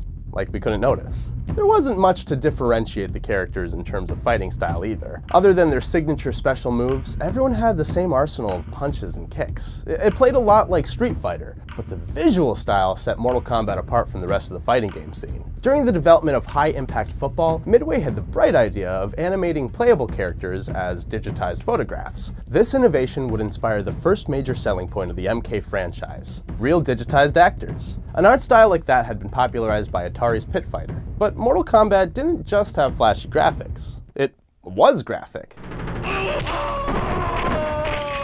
In fact, the studio built the game's identity around its over-the-top violence. Players showed up for the graphics, but stayed for the decapitations. Midway capitalized on the current popularity of brutal R-rated action movies by adding fatality moves, enabling gory death blows on your opponent. These days, the violence seems rather tame, but it was outrageous at the time. The game caused such an uproar that the video game industry instituted the ESRB, the video games rating board that they still use today. Shout out to Night Trap. Mortal Kombat 2. Despite the controversy, or maybe because of it, Mortal Kombat was an undeniable success. Midway Games quickly set to work on a sequel using a simple formula. More fighters, plus more stages, plus more gore equals more fun. Needless to say, carry the one, yeah, the math checked out. Mortal Kombat 2 was released only half a year after the first game, but it was way bigger. In addition to tighter, faster gameplay, the number of characters was nearly doubled, with players now able to choose from up to 12 fighters. The setting changed from Asia to the dark realm of Outworld, and of course, characters had about a bazillion more fatalities. A bazillion and 3 if you count the newly added stage fatalities. The fighters were slightly more cartoonish in this rendition. Kitana could inflate competitors like a balloon until they burst. Shang Tsung could jump into his opponent's ear, causing them to explode. It was bonkers. Along with these additions, the game also introduced friendships, in which you could spare your enemy's life and do a cute little trick or something. There were also babalities, which turned your opponent into a baby. Did I mention it was bonkers? Mortal Kombat 3. MK2 was a hard act to follow, and the third MK installment made a few unpopular changes to try and shake things up. Sure, there were 7 new characters, but the total roster was only 15, so some fan favorites didn't make the cut. Not even Scorpion was safe. Gameplay was tuned up yet another notch, including the introduction of the run button and animalities. The levels evolved once more as the settings switched from Outworld back to Earthrealm. However, the biggest addition to the gameplay was the combo system. Players had a new way to inflict maximum damage on their rivals by entering the correct button sequences. Still, there was some backlash from fans. So instead of working on a brand new game, Midway produced several re-releases of MK3. Ultimate Mortal Kombat 3 had more characters and improved AI, but some fans still mourned the loss of their mains. Midway finally eased their grief with a second re-release, Mortal Kombat Trilogy. The game brought back most of the stages, along with every character from the previous entries in the series. MK players had plenty to keep their hands full, and they would need every bit. The decline, Mythologies. With the arcade market in its decline, Midway was looking to expand the series with a more conventional, side-scrolling adventure. Mortal Kombat Mythologies Sub-Zero was the first in a new series of action titles that would add details to Mortal Kombat's universe and characters. Unfortunately, the gameplay mimicked its predecessors a little too closely. Slapping fighting game mechanics onto a platformer turned out to be a bad idea. From fans to critics, nobody really liked Mythologies, but the game still sold over 1 million copies. The strength of the franchise helped keep it alive, and eventually this new elaborate backstory would pay off in creating future sequels. Mortal Kombat 4. By 1997, the industry was moving into 3D graphics, and so would MK4, but Midway struggled with adapting the games to new hardware. They didn't have the necessary amount of time to properly test their technology, so they were forced to use pre-rendered graphics during development. The resulting gameplay felt more plodding than the visceral gameplay that Mortal Kombat was known for. To make the action smoother, Midway manually animated frames of the game. Development aside, MK4 had a slew of other issues. The game reached arcades less than 2 weeks after Mythologies, and despite being a much different game, it faced a similar criticism. it didn't feel like Mortal Kombat. In trying to adapt their games to the times, Midway had changed too much about what made the series special. The game was different enough to alienate their die-hard fans, but too unpolished to attract new players. Special Forces. And yet, the experimentation continued. The idea behind Special Forces was to continue unraveling the history of the MK universe with their first completely 3D title. It was supposed to set the new technical standard for Mortal Kombat with a brand new combat engine and free-roaming 3D gameplay. Sadly, the curse of development issues that had befallen the last few entries reared its ugly head again. John Tobias and a handful of other staff members split from the company, making Midway's promises of a total revamp damn near impossible. The N64 version and the dynamic 3D camera system were both cut just to finish the game. When Special Forces did release, its super campy tone left fans and critics confused. And to put it bluntly, the highly touted revamped combat system was not good. Like, at all. It was a hard pill to swallow, but Special Forces was a failure. After the string of underwhelming entries, and with Tobias now gone, the Mortal Kombat series was put on indefinite hiatus.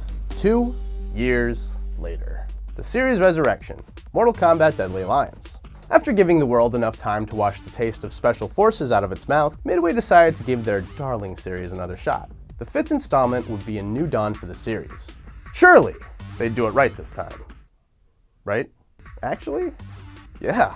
The new game, called Deadly Alliance, delivered on the promises Special Forces made. Midway examined what made their competitors successful, and blended those positive qualities into a brand new engine. The series' main drawing point, fatalities, made a return, as well as 13 beloved characters. These fighters retained their famous signature moves, but the traditional Street Fighter-esque punch-kick movesets were scrapped for a new system. The game emphasized swapping between different weapons and fighting styles for each character. It was a drastic change, but it paid off. Deadly Alliance had the best critical reception since Mortal Kombat 2. The most controversial series in video games had been revived, Mortal Kombat Deception. Thanks to the success of Deadly Alliance, Midway finally had the blueprint it needed to rebuild the franchise. They began development of a second game using the new fighting engine, and Mortal Kombat Deception would prove to be even more successful than its predecessor. To make gameplay more competitive, Midway revamped the fighting system once again. Hey, we could finally uppercut again! Toasty! Also added were Harakiri, which gave defeated players the opportunity to perform fatalities on themselves if they were fast enough. It's the honorable thing to do, after all. Deception was also the first Mortal Kombat with online matchups. In addition to the improved gameplay, Ed Boon designed the game with the intention of making it unpredictable, giving players new kinds of content they could never imagine. And that's content with a K, by the way. No one could have expected wacky chess and puzzle-based modes, but the biggest addition was the new Conquest mode, an expansive, free-roaming, story-driven, decade-spanning epic adventure. It was alright. But that wasn't enough to keep Deception from receiving widespread praise. After its launch in October of 2004, Mortal Kombat Deception's acclaim would be even greater than that of Deadly Alliance. If Deadly Alliance relit Mortal Kombat's fuse, then Deception was the rocket on the end of that fuse. Shaolin Monks. While working on the next big release for the series, Midway wanted an in-between title they could release for the 2005 holiday season. Brushing aside the failures of Special Forces and Mythology's Sub-Zero, Midway chose to make another story-driven action-adventure Mortal Kombat game, this time starring beloved characters Liu Kang and Kung Lao. To make sure that Shaolin Monks didn't fall into the same pratfalls, the team used a similar approach to Deadly Alliance. They studied what made other beat-em-up action games so successful and put them in their game. The game featured rapid action, loads of enemies to fight, and a new combat system made to fit the action-adventure genre. At the same time, it kept the special moves, combos, and fatalities that made Mortal Kombat, Mortal Kombat. Defying pretty much everyone's expectations, Shaolin Monks was a good game, receiving universal praise and eventually selling over 1 million copies. Mortal Kombat Armageddon. For their next big release, Midway wanted to make their most massive game yet, celebrating 15 years of Mortal Kombat with a roster of more than 60 fighters. Armageddon added a wider range of motion in combat, as well as parries to give players more defensive options. The game also added never-before-seen levels of customization. Players could create their own fighters, and even pull off their own custom fatalities. Conquest mode returned, taking action-packed cues from the success of Shaolin Monks. The story follows the new character Taven in his quest to defeat the fire elemental Blaze and attain godhood. And if that wasn't enough, players could also get behind the wheel in the new Motor Combat kart racing mode, because why not? But Midway's next idea was even more out there. The new generation, MK versus DC. So forget Avengers, Forget Smash Brothers, forget PlayStation All-Stars, if you even remember it in the first place. Mortal Kombat vs. DC Universe is the greatest crossover ever. The idea seemed like a bit of a stretch to most people, but over time it began to make more and more sense. While MK had a much more violent reputation than its superhero counterpart, the pairing had potential to become a winning combination due to the shared fan base alone. Mortal Kombat vs. DC Universe was met with generally positive reception. It was fun for fans to see their favorite characters from both franchises duke it out. Unfortunately, many of the fatalities had to be toned down to avoid graphic images of beloved superheroes getting mutilated. In addition, characters like Batman and Superman had heroic brutalities in place of fatalities. Those hero types made a point not to kill people, so it was made explicitly clear that their finishers were non-lethal. Sure, a T-rated Mortal Kombat game feels like heresy, but in terms of sheer gameplay, gamers found the title enjoyable enough. Mortal Kombat Reboot. After Midway Games filed for bankruptcy, Warner Bros. Purchased the rights to the Mortal Kombat franchise. Ed Boon and his team followed up on their plans to form their own development studio known as NetherRealm Studios, and began working on the next Mortal Kombat launch, this time with WB handling the publishing. The idea was to bring the game back to its roots, go full circle, and reboot the original trilogy starting with the 1992 title, following all the way through MK3. The reboot was simply titled Mortal Kombat, and in the same vein as the classics, the gameplay went back to the iconic 2D plane. NetherRealm tightened all the bolts, making the fighting game mechanics as tight and balanced as they possibly could. Slight deviations from the original story left fans feeling nostalgic, as well as intrigued. With added gameplay features like bone-crushing X-ray moves, this modern classic strove to be the best of the series. And for plenty of fans, it still is. Mortal Kombat 10. And the follow-up was no slouch either. MKX was deemed by critics to be the most technically proficient entry yet. NetherRealm Studios brought a starting roster of 24 fighters in total, 8 of which were completely new characters. This was a major risk on the developers' part, considering roster changes have never paid off for the franchise before. Fortunately, the newer characters like Cassie Cage, daughter of Johnny Cage and Sonya Blade, were so fun to play that the absent fighters weren't too missed. And the roster is just the beginning. The movements were more fluid than ever, with rapid-fire action and tight controls that gave fighting game fans a banquet to sink their teeth into. To make up for the missing characters, NetherRealm gave each fighter variations to choose from in the character select screen, giving them distinct abilities and characteristics for players to build their strategies around. For instance, Jax had a variation giving him a rocket launcher and a machine gun to use in combat, and Scorpion had one variation that gave him new sword-based combos and another one that emphasized fire abilities. Overall, it was another step forward for the series. Mortal Kombat 11. For Mortal Kombat 11, NetherRealm took a very risky step, one that had never boded well in previous entries. They slowed down the action. Characters now move noticeably slower, and the ability to run has been removed completely. It's now less common to be able to hit long combos from afar, encouraging more close quarters combat. It's more footsie-based, so players need to rely more on spacing than sheer overwhelming combo momentum. Mortal Kombat 11 also divides specials into 2 meters, defensive and offensive. The defensive meter is used for breaking combos and interacting with the environment to put space between you and your opponent. The offensive meter is used to make your signature move safe on block and lengthening combos, among other things. Fatal Blows and Crushing Blows are also 2 new major additions to MK11. Fatal Blows are new super attacks similar to the X-ray moves from the past 2 installments. This time, however, they can only be performed when a player's health drops to a certain level. On the other hand, Crushing Blows are cinematic versions of special moves that activate automatically when you meet certain conditions. The bold new gameplay system has been well received so far, but it's sure to be divisive among players. Only time will tell where it stands in the ranks of Mortal Kombat games. We've established a whole bunch of facts about the Mortal Kombat universe, so of course it's time to break some rules. Yeah, there aren't too many hard and fast rules dictating all the realms, and even when there are, combatants don't pay that close attention. We thought that some of these characters could use some time in the spotlight for the interesting ways they cause chaos. This is every universe-breaking character in Mortal Kombat. Mortal Kombat has grown to insane heights within the last 10 years, with the resurgence of the franchise starting from Mortal Kombat 9 back in 2011. Since then, we've seen NetherRealm Studios and WB Games invest in one key thing that has brought in tons of new fans to the franchise: guest characters. Since MK9, characters from other games, horror films, or 80s action stars have made their way into the Mortal Kombat universe. I'm Caboose with the Leaderboard, and today we're breaking down every Mortal Kombat guest character ever. First up is Kratos from the God of War games. Just a few short months before Mortal Kombat 9 was released, a leak had surfaced online that made mention of the fact that Kratos from the God of War games was set to appear in the game as a PlayStation 3 exclusive character. Not long after those leaks had surfaced, a trailer was released online to reveal exactly that. Kratos wasn't the top choice in a competitive setting for MK9, but he was incredibly fun to play as, equipped with his signature Blades of Chaos. Or wait, is it Blades of Athena? What? Blades of Exile? You get the point, his blades, okay? He also had a projectile move utilizing the Bow of Apollo, plenty of other weapons in his arsenal that fans of the God of War franchise would recognize, and even a move that activated a QuickTime event, something we're all too familiar with when it came to those games. There was even an exclusive stage in the game tied to the character called the Chamber of the Flame. The stage is similar to the area from God of War 3 that housed Pandora's box. The explanation for how Kratos is brought into the Mortal Kombat universe is fairly simple, as is most of the explanations provided for each guest character. Essentially, he was ripped through space and time, brought into Outworld after he withdrew himself from the battle between man and the gods, and in order to break the spell that brought him into the world of MK, he needed to defeat Shao Kahn. Once he defeated Shao Kahn, the spell began to reverse itself, and Kratos was approached by the Thunder God Raiden and his brother, the Wind God Fujin. They both bowed to Kratos and thanked him for protecting Earthrealm. Freddy Krueger.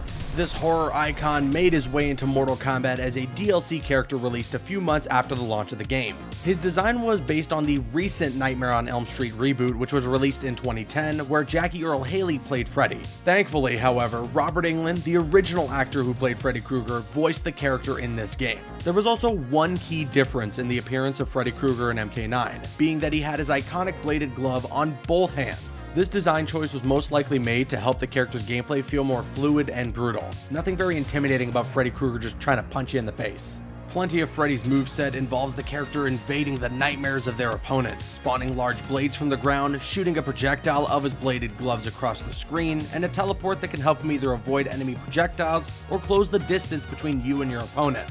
It's explained in the game that Freddy Krueger operates in what is known as the Dream Realm. He only makes his way into the real world, or rather the video game world of Mortal Kombat, after challenging Shao Kahn in the Dream Realm for souls that Shao Kahn was stealing from Freddy. Upon the defeat of the evil Emperor of Outworld, Freddy Krueger was at liberty to take the souls he desired. Nightwolf considered him too much of a threat for reality, sending Freddy back to the Dream Realm, which was only really doing more harm than good.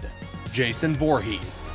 Mortal Kombat X is where the concept of guest characters was really kicked into overdrive. The game featured a total of 4 DLC characters from varying worlds outside of MK. Upon the reveal of Combat Pack 1, one of those guests was unveiled to be none other than the machete-wielding murderer, Jason Voorhees. Not much is explained as to how Jason ended up in the MK universe. The game does faithfully adapt the character from his original films, however, explaining that Jason died as a young boy, and after the murder of his mother, he returned to avenge her death. With MKX, new gameplay mechanics were introduced to the game, specifically the variation system. This presented you with 3 different ways to play any given character on the roster. Jason's slasher variation was very combo focused. It's also the only variation of the 3 that incorporated Jason's classic machete into the majority of his moves. Jason's second variation, Unstoppable, made him more of a grappler, even adding an ability that would resurrect Jason after you've lost all your health. Then lastly, there was the Relentless variation, which gave Jason a teleport and the ability to mix up your opponent's button inputs, completely throwing them off. Predator.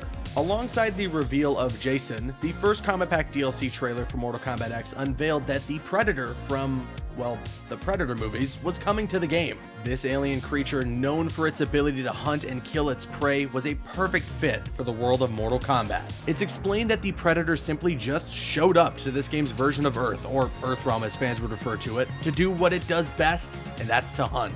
Predator was a strong pick in competitive play. Much like the films, the character had a focus on setups and traps, making it an overwhelming character to be opposing. The first variation, Warrior, was very combo heavy, with a bit of setup sprinkled in. Predator has a self-destruct move in this variation, and a grab move that can be extended at the cost of 1 bar for extra damage and pop-up potential for a combo. Variation 2, the Hunter variation, was also a strong pick if you wanted to perform some high damage combos. Predator comes equipped with the same grapple move in the first variation, but also has a trap that you can set up on the ground. If your opponent walks into the trap, it'll yank them from their feet and hang your opponent upside down, leaving room to open up a combo. The final variation, Hughes, gives Predator the iconic plasma caster, giving the character several projectile moves to control the space with. There was still a huge damage output with this variation as well. The character in general was almost always able to dish out at least 30% if you got opened up.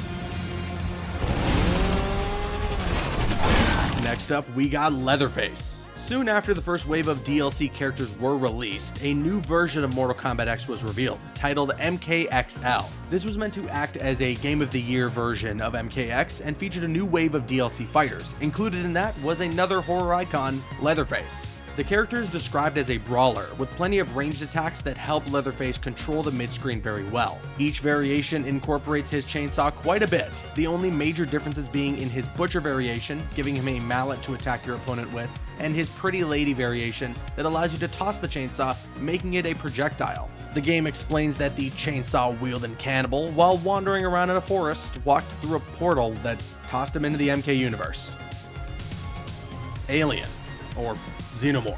The final guest character in Mortal Kombat X created a dream matchup for fans of 80s action horror films with the reveal of the Xenomorph from Alien. This allowed players the opportunity to have an actual Alien versus Predator matchup. It's also worth noting that, for a time, the Alien was considered the strongest character in the game. His gameplay is actually a mixture of moves that would fit the lore of the Alien from the films, as well as abilities that MK fans would recognize to be associated with Baraka. This is because the game introduces the Xenomorph after a Tarkatan, Baraka's race, finds one of the alien's eggs, mentioned to have been lying dormant in Outworld, and is presumably attacked, leading to a Tarkatan alien hybrid. Alien's acidic variation is pretty straightforward, giving the character the ability to spit acid at your opponent. This variation was the character's strongest. Then there's the Conjurer variation, which gives the Xenomorph the ability to spawn an egg. If your opponent walks within the proximity of it, a facehugger will burst out and attack. Then there's the Tarkatan variation, which closely resembles the moves that Baraka would have. And with all that, we now arrive to Mortal Kombat 11, the latest installment in the franchise. Plenty of DLC packs, including 2 combat packs and a story expansion, were released for Mortal Kombat 11, and you can definitely bet that there were some guest characters included. The first of which being the Terminator. The T-800 made his way into the world of Mortal Kombat as portrayed by the action icon Arnold Schwarzenegger. Unfortunately, Arnold did not lend his voice to the character, just his likeness, so a sound-alike was hired. You will be terminated. Many people don't really like the voice actor's impression of Arnold, but I really don't mind it. It's also really cool that through customization, you can either create a Terminator 2 looking T-800 or something that resembles his look in the most recent film, Terminator Dark Fate. The T-800 has a ton of crazy abilities, especially considering you can customize your entire loadout of special moves in Mortal Kombat 11. He's got a sawed-off shotgun for range, some grenades that create potential for setups, and even a revive ability similar to Jason in MKX. If you take out his entire health bar, he'll come back as just an endoskeleton, with limited movement and health, but armor to all attacks, meaning you absorb every hit. It's not very useful, but it looks really cool. The Terminator shows up on Earthrealm by chance after attempting to travel back in time to prevent Judgment Day once again.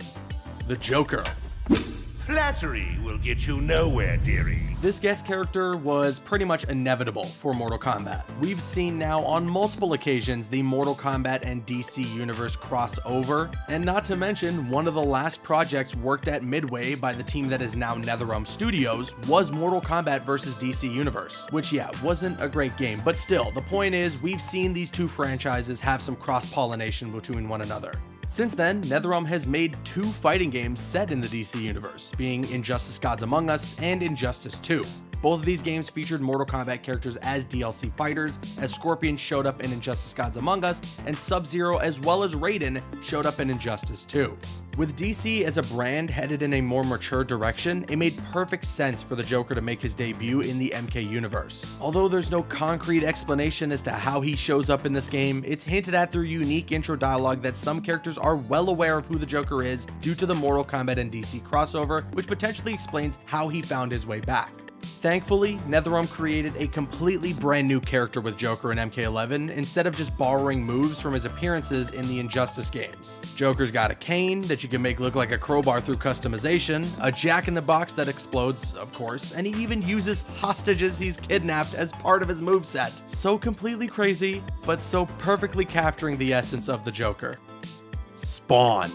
This is easily the most requested guest character in the history of NetherRealm Studios fighting games. Since MK9, when people realized there was a chance that characters from outside the world of Mortal Kombat could appear, people have been asking for Spawn to show up in either a future MK game or an Injustice title. Finally, with MK11, Spawn arrived, and I think it was well worth the wait. So all you devils out there, making false promises and spewing lies, we're coming, and you don't have a chance in hell. His design is perfect, the customization is awesome, and best of all, the character is voiced by Keith David, who voiced the character in the original HBO animated series. Spawn also maintains the same origin from the comics, being that Al Simmons was resurrected after being murdered by the US soldiers he worked alongside, but his resurrection was through a shady agreement with the demon Malbosia. His resurrection, of course, came at a cost, and Al bonded with the parasite Letha, turning him into Spawn. After beating the character tower for Spawn, you'll find out that he teams up with Sub-Zero and Scorpion to slay demons across all 9 hells, which, if you ask me, is pretty friggin' sweet. Spawn has a series of high damaging abilities in MK11, including his chains, his cloak, and necroplasm, which he uses as a projectile. He can also manipulate his cloak into certain weapons, which can be seen during his throw animation with a sword and an axe. RoboCop. You are under arrest, dirtbag. Fans were clamoring for more out of MK11 after Spawn, the final DLC character of Combat Pack 1, had released. Not long after the release of Spawn, NetherRealm Studios unveiled a new DLC pack for the game titled Mortal Kombat 11 Aftermath. The DLC came with a story expansion and 3 new playable characters, one of which was another guest, being RoboCop. Thankfully, the developers decided to use the classic Peter Weller version of the character and not whatever we got from that reboot, and this time not only did they get the likeness of the actor, they also got Peter Weller to voice the character. You are coming with me. MK11 treated RoboCop strictly as a keep-away character, using all the weapons available to an upgraded cybernetic officer of the law, which Alex Murphy was transformed into after a gang attempted to murder him. He's got pistols, 50 cal snipers, grenades, spike traps, a riot shield, the list goes on and on. It's very difficult to close the distance against him, but if you get the opportunity to, that's where RoboCop exposes quite a bit of weakness.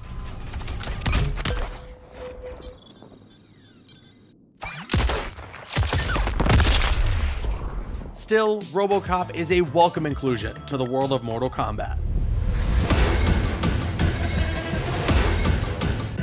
Who are you? I'm your worst nightmare.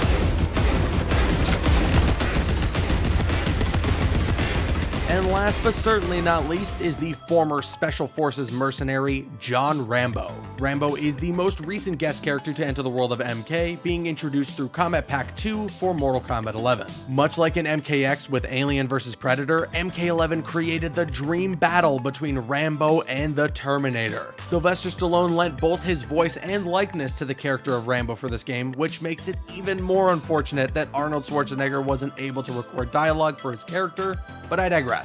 The character of Rambo has a very tactical moveset, with special moves and animations that act as callbacks to the films. Rambo has claymores to control the space, a bow and arrow, and even a move where he eats a bug to regain health, not to mention 2 massive LMGs to mow down your opponent. And again, all too similar with a lot of the guest characters that we've seen in Mortal Kombat games, not much is explained about his appearance in this universe, but you can notice through some end screen taunts that a dimensional rift opens to bring him back home. Just another inexplicable portal that probably led Rambo to Earthrealm. This leads us right into the story of one of Mortal Kombat's most enduring characters, the monk-turned-god Liu Kang. He's seen it all: triumph, glory, death, undeath, ascension, and beyond. Now he's the eternal god of fire, protector of Earthrealm. But how did he manage to make it here? Well, let's find out. This is the story of Mortal Kombat's most tragic hero. Liu Kang is one of the most iconic Mortal Kombat characters. This Shaolin monk was introduced in the original 1992 game as Earthrealm's greatest warrior and champion.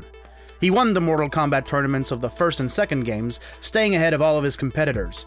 Liu Kang found a lover, defeated the bad guys, and everything was going well for the Shaolin monk, that is, until the Mortal Kombat games that came out after 2000. Everything began to go downhill for Liu Kang, who even turned into an undead murderer.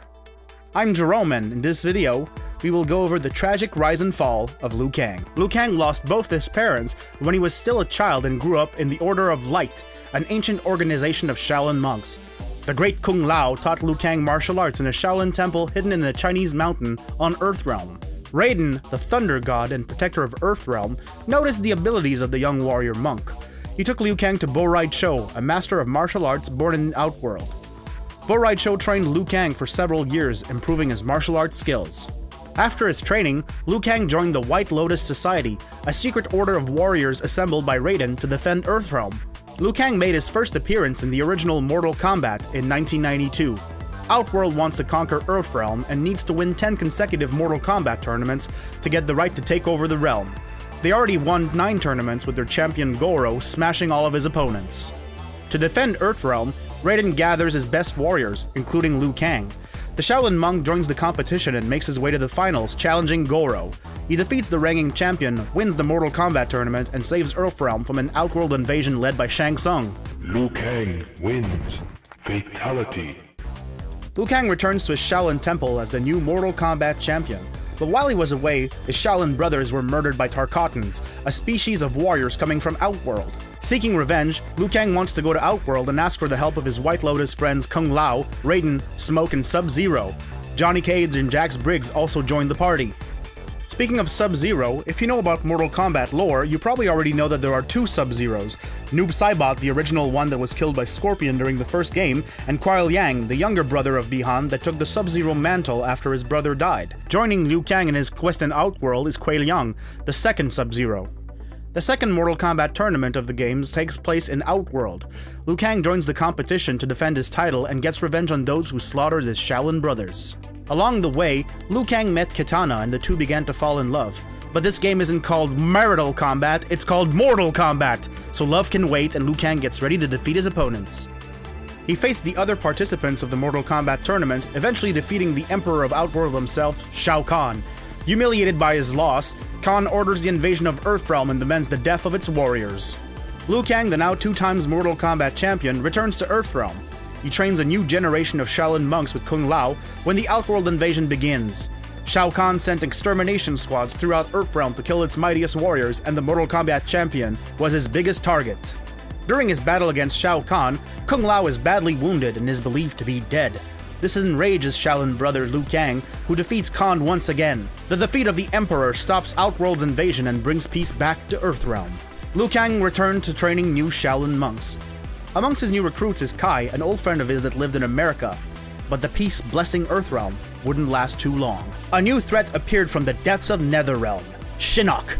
The Elder God was trapped thousands of years ago by Raiden because he wanted to get control of Earthrealm just for himself. Shinnok managed to escape his prison and is now seeking death and destruction across all the realms. That Shinnok's a real schmuck. Shinnok escapes through a portal to Edenia, the realm of Liu Kang's lover Princess Kitana. Shinnok took the princess hostage, causing once again the rage of Liu Kang. The Shaolin monk and the Earthrealm warriors prepared themselves to free the realm and rescue Kitana.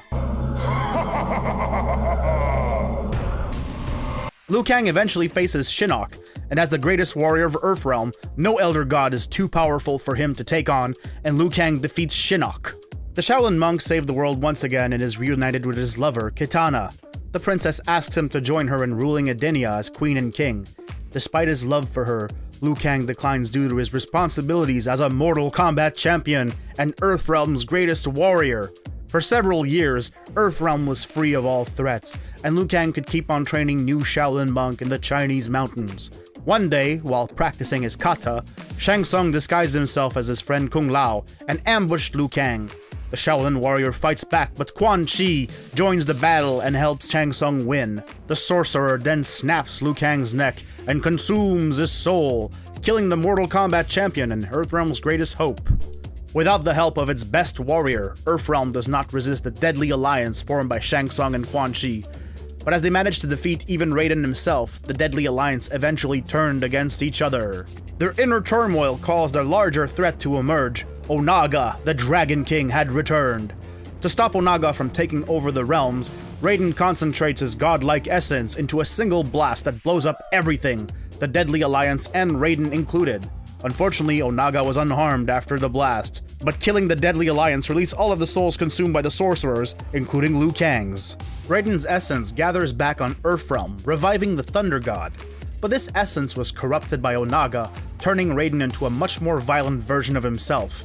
He becomes furious against how humans are treating Earthrealm and decides to punish anyone putting the realm in harm's way. Raiden decides to remove Liu Kang's body from his grave and revives his former ally. As this undead body doesn't have Liu Kang's soul, it is the enforcer of Raiden's will. The Thunder God sends him on a rampage mission across the realm to slaughter anyone he considers doing harm to Earthrealm, including many of Liu Kang's fellow Shaolin monks.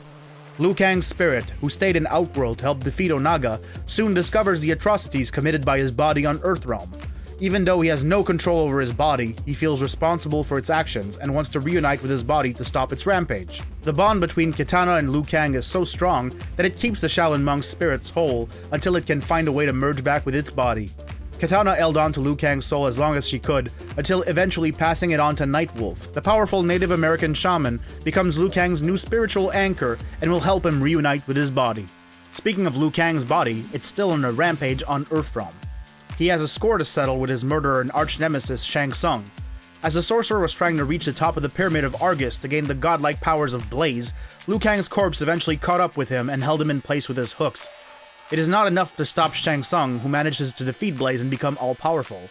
All the other combatants die, including Nightwolf, who was the bearer of Liu Kang's soul. At the end of Mortal Kombat Armageddon, only two survivors remained, Shao Kahn and Raiden. Right before his demise, the Thunder God sends a cryptic message to his past self. He must win. He must win. In 2011, a new Mortal Kombat game goes back in time to when the past version of Raiden receives this message. It is right before the first Mortal Kombat tournament and begins a new timeline in the game series.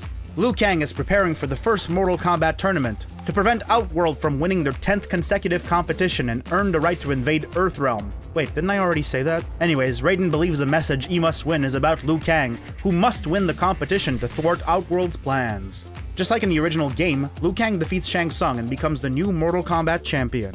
He returns to Wuxi Academy as a hero and celebrates his victory with his fellow Shaolin monks. But as night falls, Shang Tsung leads an Outworld army to assault the academy. Liu Kang and Kung Lao leave to free their Shaolin masters, imprisoned by Outworld forces. We must help our Shaolin masters. When they return from their mission, they learn that someone else was captured, Princess Kitana. Liu Kang and Kung Lao try to rescue her, but after defeating Goro, they learn that Kitana has been executed in the Colosseum. Liu Kang is furious and leaves to find the body of his princess. Luckily, Kitana is still alive. Liu Kang frees her while Kung Lao defeats Shang Tsung and Quan Chi in a 2-on-1 battle. As everything seemed to be going in the Shaolin monk's favor, Shao Kahn appears and snaps Kung Lao's neck, killing him instantly. I am Shao Kahn, conqueror of worlds.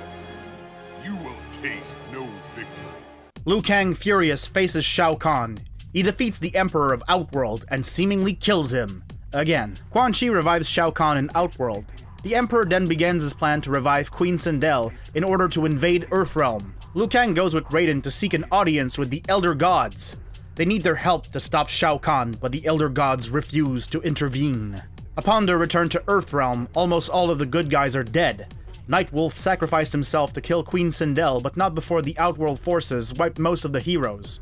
Kitana is mortally wounded and dies from her wounds in Liu Kang's arms. Liu Kang blames Raiden for his friends' deaths. The God of Thunder wants to team up with Quan Chi, but Liu Kang refuses to come along and believes Raiden has gone mad. Raiden leaves alone for the Netherrealm and discovers that he must win refers actually to Shao Kahn. He must win 10 consecutive Mortal Kombat tournaments if he wants to invade Earthrealm. These are the rules established by the Elder Gods, and the only way for a realm to conquer another one. If Shao Kahn merges two realms without winning the competition first, it would break the Elder Gods' rules and lead to his punishment. Raiden returns back to Earthrealm and explains his discoveries to Liu Kang. The Shaolin monk refuses to let the murderer of his friends go on with his plans of merging the realms, even if Raiden claims it is the only way to force the Elder Gods to intervene. Liu Kang does not believe in Raiden anymore and attacks him. In defense, Raiden creates a shield of electricity, but when Liu Kang's fiery fist touches this shield, it electrifies the monk. Raiden begs Liu Kang to forgive him, but the Shaolin monk dies from his wounds. Forgive me. You have killed us all. As there is no one left to defeat Shao Kahn, Raiden surrenders. Shao Kahn defeats Raiden, but before he can land the killing blow, the Elder Gods possess Raiden's body and defeat Kahn. In Mortal Kombat X, Liu Kang is an undead revenant, servant of Quan Chi in the Netherrealm. Liu Kang believes Raiden betrayed him in all of Earthrealm. 20 years have passed and Liu Kang joined Quan Chi's side, as well as the undead revenant versions of Kung Lao, Kitana, and Sindel. When Shinnok breaks free from his imprisonment and wants to invade all the realms, the revenant Liu Kang, Kung Lao, Kitana, Sindel, and Smoke pledge their allegiance to the fallen Elder God. Raiden and the new generation of Earthrealm warriors try to stop Shinnok. The Thunder God eventually faces the undead revenants, defeating all of them but Liu Kang. He tries to reach out to his former ally, telling him that it wasn't his destiny. Raiden apologizes to Liu Kang, explaining that he never meant to kill him. It was just a big oopsie. But Liu Kang doesn't care and even thanks Raiden for freeing him of his human shackles. He declares that he will now help Shinnok overthrow the Elder Gods, but Raiden manages to defeat Liu Kang in combat. Shinnok wants to invade the heavens using Raiden's portal. The Earthrealm Special Forces fight against Shinnok's forces, holding off Liu Kang with the other undead revenants long enough for Cassie Cage to defeat Shinnok. As their master is now defeated, Liu Kang and the other revenants retreat to the Netherrealm. Liu Kang and Kitana become the rulers of this realm and the de facto enemies of Raiden. As the new rulers of the Netherrealm, heed me. No longer will I simply defend Earthrealm. I will seek out and destroy all who threaten it. No mercy will be shown, no quarter given.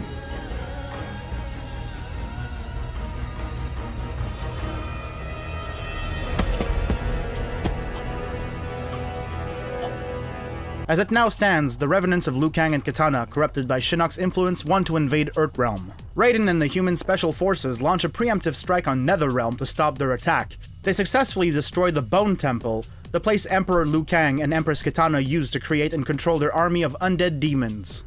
As Liu Kang and Kitana believe all is lost for their side, Kronika appears. The Titaness and Keeper of Time restores the temple and asks for the Revenant's help. When Kronika turned back time to restore the temple, she also brought back several heroes that died in the previous games. The younger version of Liu Kang, before his death at Shang Tsung's hands, comes back to life. Despite hearing what his current self has become, he decides to join Earthrealm's warriors and trusts Raiden. Liu Kang and Kung Lao unite once again and make their way to the Shaolin Temple to stop Kronika's plans. They eventually meet their Revenant selves, who make fun of them for trusting Raiden. Revenant Liu Kang challenges his former self, who defeats him. I will never get used to this. You have fought other Liu Kangs. Yes, and I beat them too. The young Liu Kang and Kung Lao then join the young Kitana in Outworld.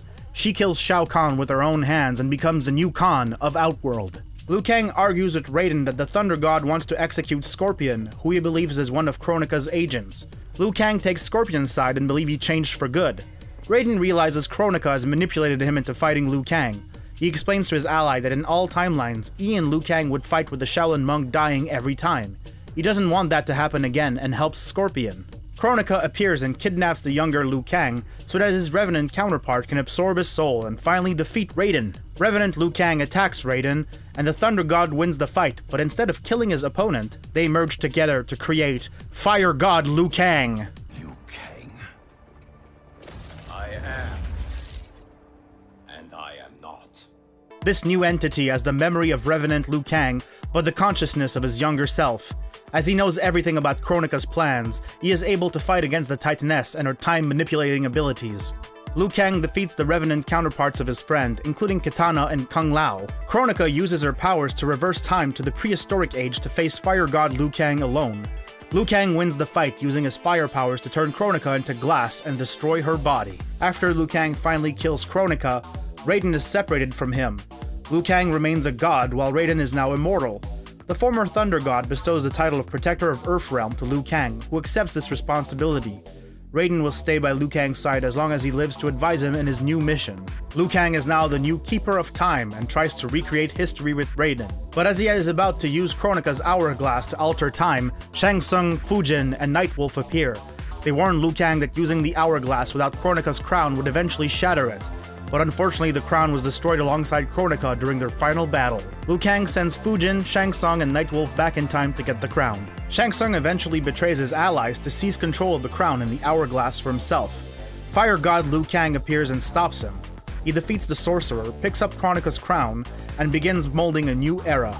Liu Kang restores time, and in the ending, we can see new Shaolin monks training in the White Lotus temples years ago. Fire God Liu Kang visits Kung Lao's ancestor and decides to train him for the future battles to come. I have chosen you as my champion, Kung Lao.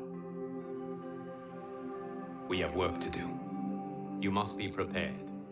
Trained. Trained? For what? But that only happens if the good ending of Mortal Kombat 11 Aftermath is the canon one. We don't know yet which ending is the real one since the story of Mortal Kombat 12 is still a mystery. The other possible ending is the victory of Shang Tsung. The sorcerer defeats Liu Kang, consumes his soul, and leaves his dead body behind.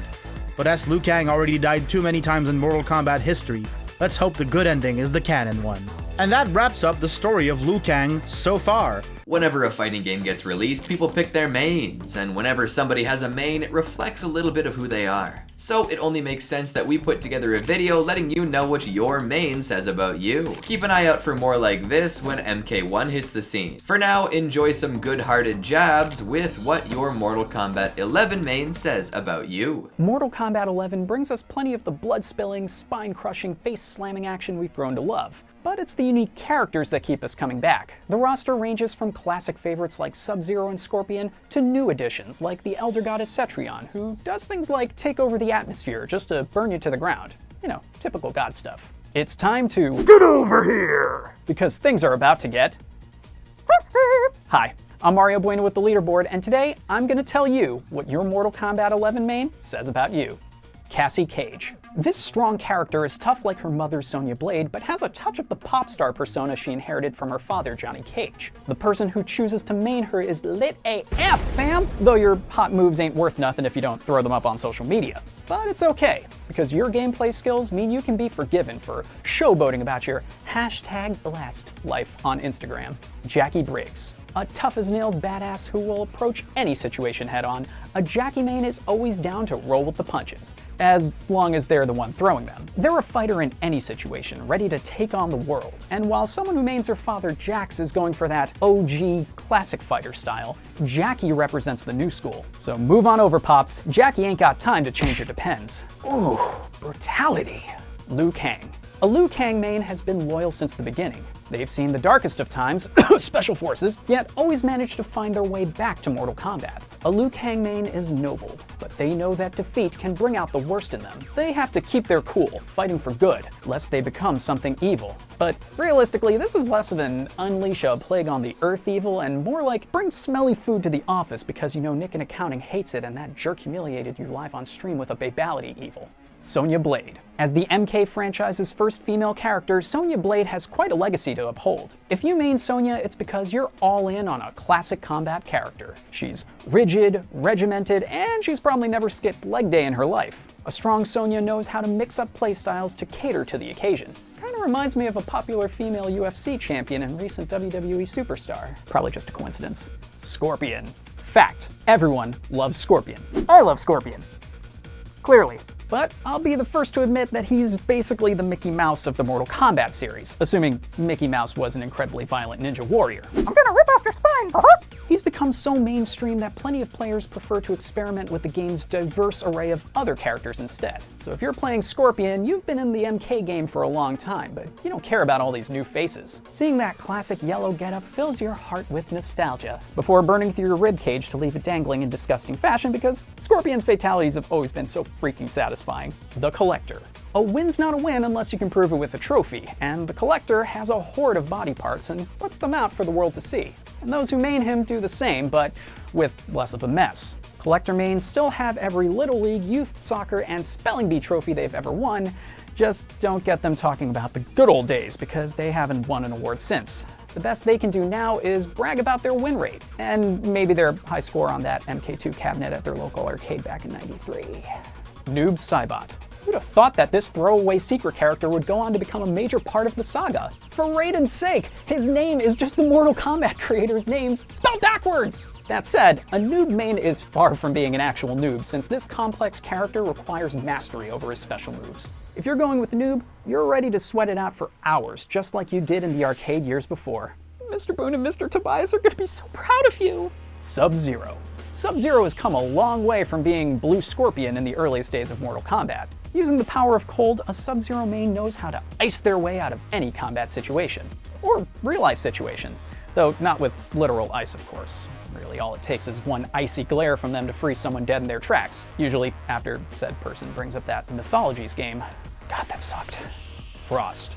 In her early incarnation, many people considered Frost to be Lady Sub-Zero. But times have changed, so let's set the record straight. If he's simply Sub-Zero, then she's at least like -1,000 degrees. Celsius. A Sub-Zero main is inspired by familiar, nostalgic gameplay, but a Frost main is inspired by powerful blasts and unpredictable moves. As a Frost main, you're cold as ice, willing to sacrifice your enemies in the name of the Lin Kuei. Haha! I don't need no instructions to know how to rock! Aaron Black. Alright, we get it. MK11 was just meant to tide you over until Red Dead Online gets more polished. But then you played as Aaron Black and felt the same connection you felt for Arthur Morgan all over again. Sure, you can't trim his beard or give him a bath, but even you can admit that Aaron Black's special moves are way cooler than the Deadeye mechanic. A bit of a sleeper in the gameplay meta, Aaron Black has emerged as one of the most stacked characters in this game. But you and I know you were playing him well before it was cool. Good on you. Johnny Cage. Oh, Johnny Cage mains. I forgive you for your unironic love of Entourage, memeable 90s action stars from Belgium, and your unabashed megalomania.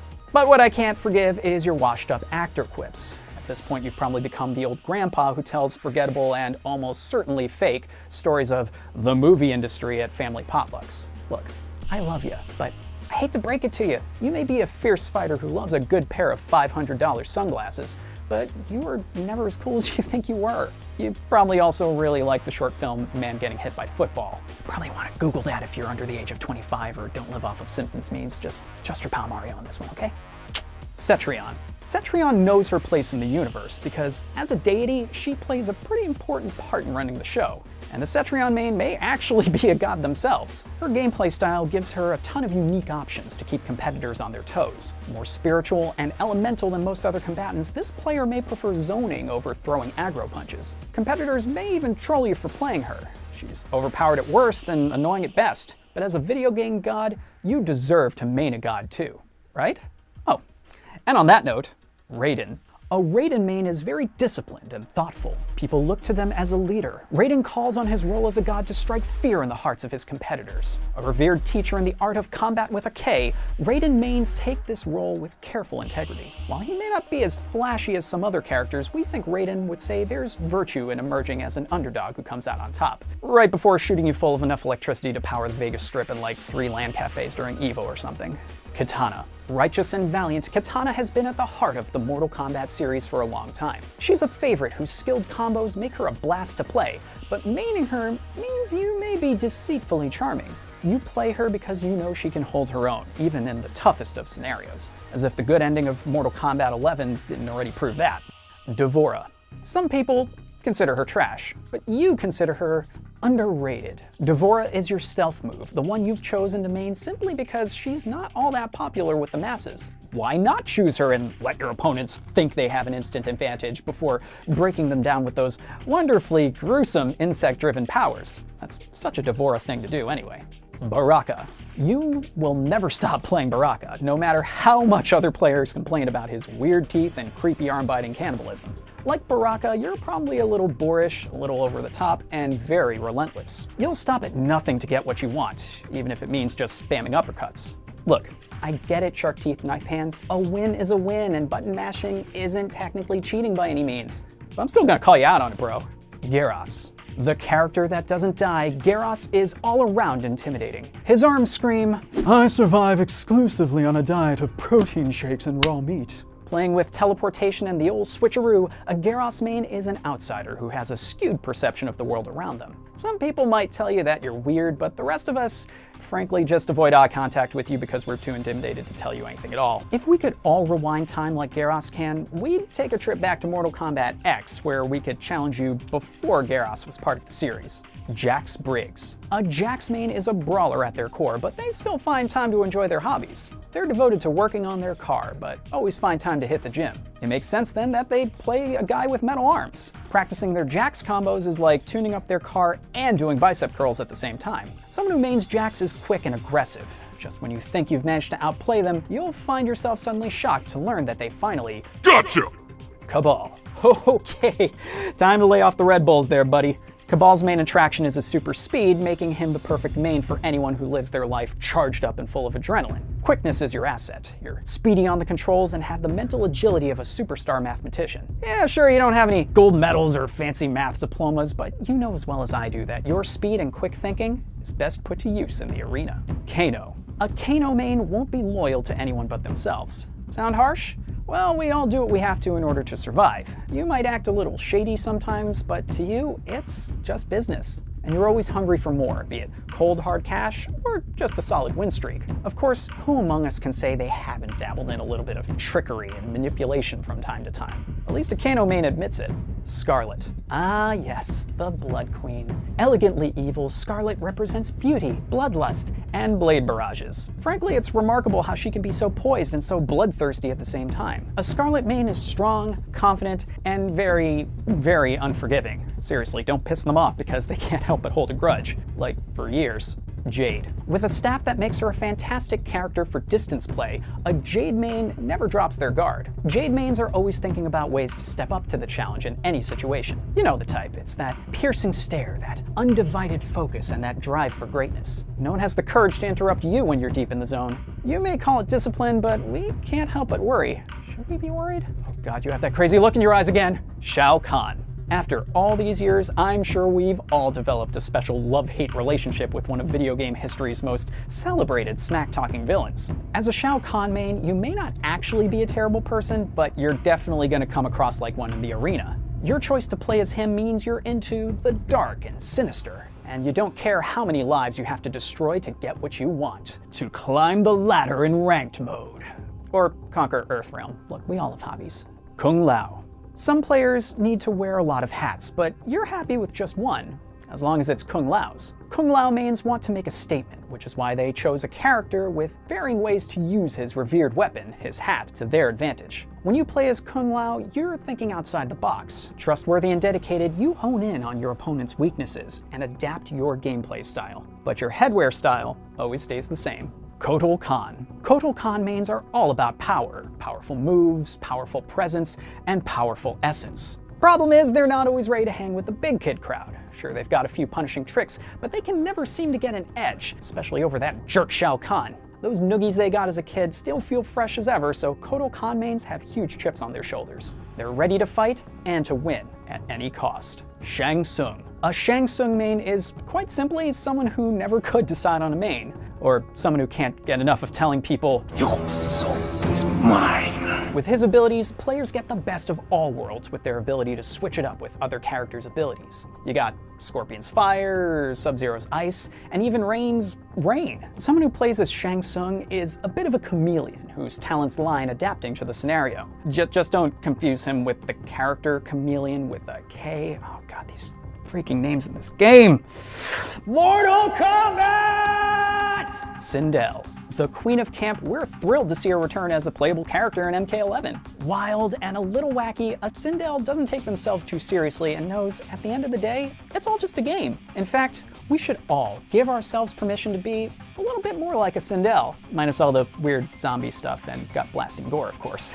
Nightwolf. Like Nightwolf himself, those who main him are spiritual beings. The character has a strong sensory perception and a deep connection with the energy around him, allowing him to manifest weapons. In other words, this person definitely has an absurd crystal collection and thinks you should read the book The Secret. Yeah, I had to look that one up too, guys, don't worry about it. Okay, but seriously, a Nightwolf main is counting on the spirits to guide them.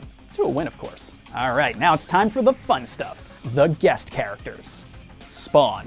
Spawn is back, and rated M for mother of God, that's brutal! Spawn mains haven't felt comfortable since Soul Calibur 2 for the Xbox, but they've been biding their time with other guest characters like Jason, Freddy, and Leatherface. Finally, their patience has paid off, and they'll be fighting with more than 15 years of pent-up Spawn fandom at their backs. It's the Terminator, damn it! Look, we get that this is a pretty fun character here purely for the nostalgia element and possibly because there's another movie coming out in 2019, but who cares how good they are? Who gives a crap if no one ever figures out how to master their skill or play them effectively? Besides, not to sound like a cynic, but once the novelty wears off, we're pretty sure that you'll be back to playing other mains. Please be gentle in the comments section for my crappy Arnold impression. And there you have it. With so many characters, it's hard to choose a favorite to main. We'll have to wait and see who the other DLC characters are, but whichever character you choose, you can be sure that there will be plenty of gruesome final blows and finishers. Because, hey, it's not Mortal Kombat without a good stabbing or spine ripping. Now it's time to move beyond the video games and take a look at some of the odder media that Mortal Kombat has put out over the years. The movie's made a comeback, and there's even a sequel in the works, with Billy Butcher himself potentially being in it. But these action flicks and other things weren't always what one would call high quality. But that doesn't stop them from being super entertaining. Let's take a look at Mortal Kombat's craziest movies and TV shows, a complete timeline. For nearly 3 decades, people have been screaming, this game, and the stamp it's left on the gaming industry as a whole, will never be forgotten. But today, we're not going over the games. I'm Caboose with the Leaderboard, and today, we're gonna break down the timeline of Mortal Kombat in film and television. August 18th, 1995. The film was directed by Paul W.S. Anderson, who has since gone on to direct several video game movies, and produced by Lawrence Kasanoff, who served the producing role on every Mortal Kombat film and TV show ever made, albeit an executive producer in most cases, but you get the point. With Mortal Kombat, Paul Anderson wanted to make sure to have a level of authenticity with the cast. This led him to bring in actual martial artists for the roles in the film, like Robin Shou for the role of Liu Kang. The cast also featured the likes of Christopher Lambert in the role of Raiden, and of course, who could forget the legendary Cary Hiroyuki Tagawa as Shang Tsung, whose role was immortalized in several pieces of MK media, most recently appearing in Mortal Kombat 11. While the critical reception wasn't the greatest, receiving only a 44% on Rotten Tomatoes, many consider the 1995 film to be a guilty pleasure. With a budget of approximately $20 million, Paul W.S. Anderson's Mortal Kombat film grossed over $120 million at the box office, holding the #1 spot for 3 weeks, becoming a massive success. It all began with this iconic film. To this day, people still claim it to hold the mantle of the greatest video game movie of all time. The unforgettable soundtrack even went platinum in under 2 weeks. We got company.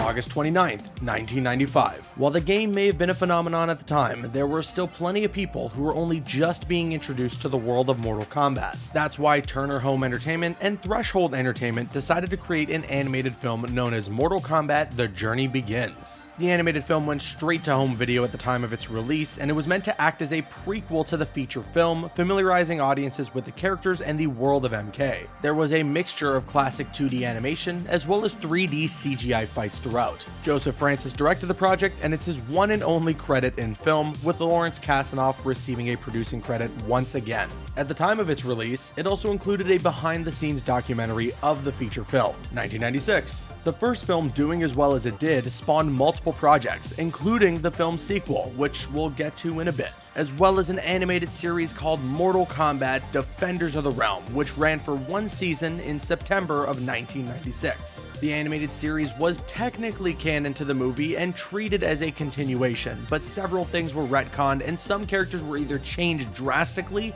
or completely omitted, like Johnny Cage. The series saw characters Liu Kang, Katana, Sub-Zero, Jax, Sonya Blade, Nightwolf, Kiva, which is supposed to be Nightwolf's spirit wolf, and Raiden defending Earthrealm from the evils of Outworld. While there are many deviations from the game/original movie, the animated series made one large stamp on the Mortal Kombat universe, that being the creation and introduction of Quan Chi, a character that has since made many appearances in Mortal Kombat games. Fans also consider this character to play a pivotal role in the lore of the games, as Quan Chi has played a massive part in the pulling of the strings behind the rivalry between Scorpion and Sub-Zero. There's quite the voice cast behind the animated series, with actors like the late Luke Perry voicing Sub-Zero, Clancy Brown playing the Thunder God Raiden, and even Ron Perlman in the role of Curtis Stryker. While the animated series certainly has a charm to it and scratches that 90s cartoon itch, it unnecessarily changes too much from the already established lore, confusing hardcore fans of the franchise. 1997.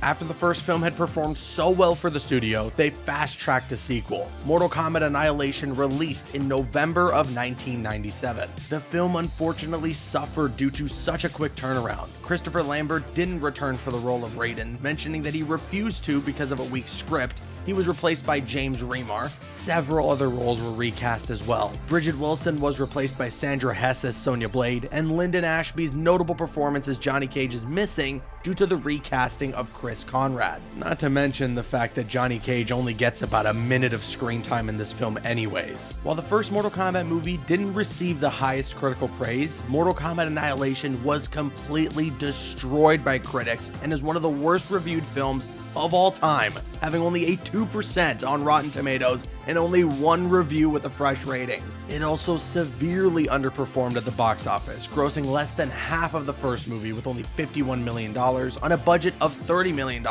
which is $10 million more than its predecessor. The film was almost the death of live-action Mortal Kombat adaptations, but then, 1998, New Line and Threshold Entertainment decided to have one more crack at it with a live-action MK television series titled Mortal Kombat Conquest.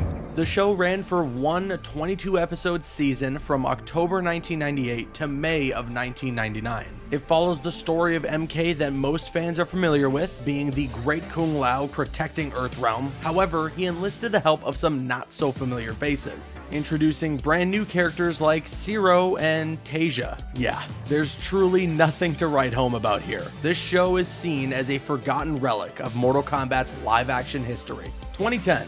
It was a long 11 years before anyone tried their hand at adapting Mortal Kombat in film and television. By this time, comic book films were in full force, most notably films like Iron Man and The Dark Knight. What interested people the most about each take on the iconic superheroes was how grounded the films were, emulating a feeling as though these fantastical characters lived in the real world. This seemingly spawned a short film to be made for Mortal Kombat, taking on a similar approach. Mortal Kombat Rebirth dropped online in 2010, directed by Kevin Tancharoen, and was made completely on his dime as a fan film / passion project. The short follows Jax, as played by Michael Jai White, briefing Hanzo Asashi, or Scorpion, on the upcoming Mortal Kombat tournament and some of the combatants he will face. The reception to this short film was so positive that Warner Bros. Reached out to the director to get to work on an official web series. 2011.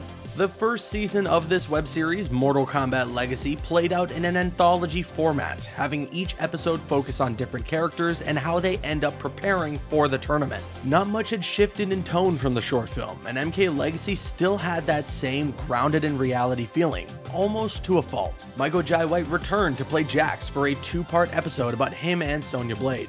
Coinciding with the release of the web series, the franchise geared up for a full comeback as the 9th installment for the Mortal Kombat game launched in the same year. This had MK buzz in full effect, making Season 2 inevitable. 2013. Season 2 finally arrived after fans were demanding for a continuation. Unfortunately though, several roles were recast, but production value was increased, more MK characters showcased, and a whole lot of fighting made for a fun second season that most people enjoyed. What people were extremely excited for though was the official return of Cary Hiroyuki Tagawa playing Shang Tsung once again since the original film in 1995. Shang Tsung. At your service. Somehow I remembered you as more intimidating. I'd say the same about this new incarnation of yours. Well, we do as we must do.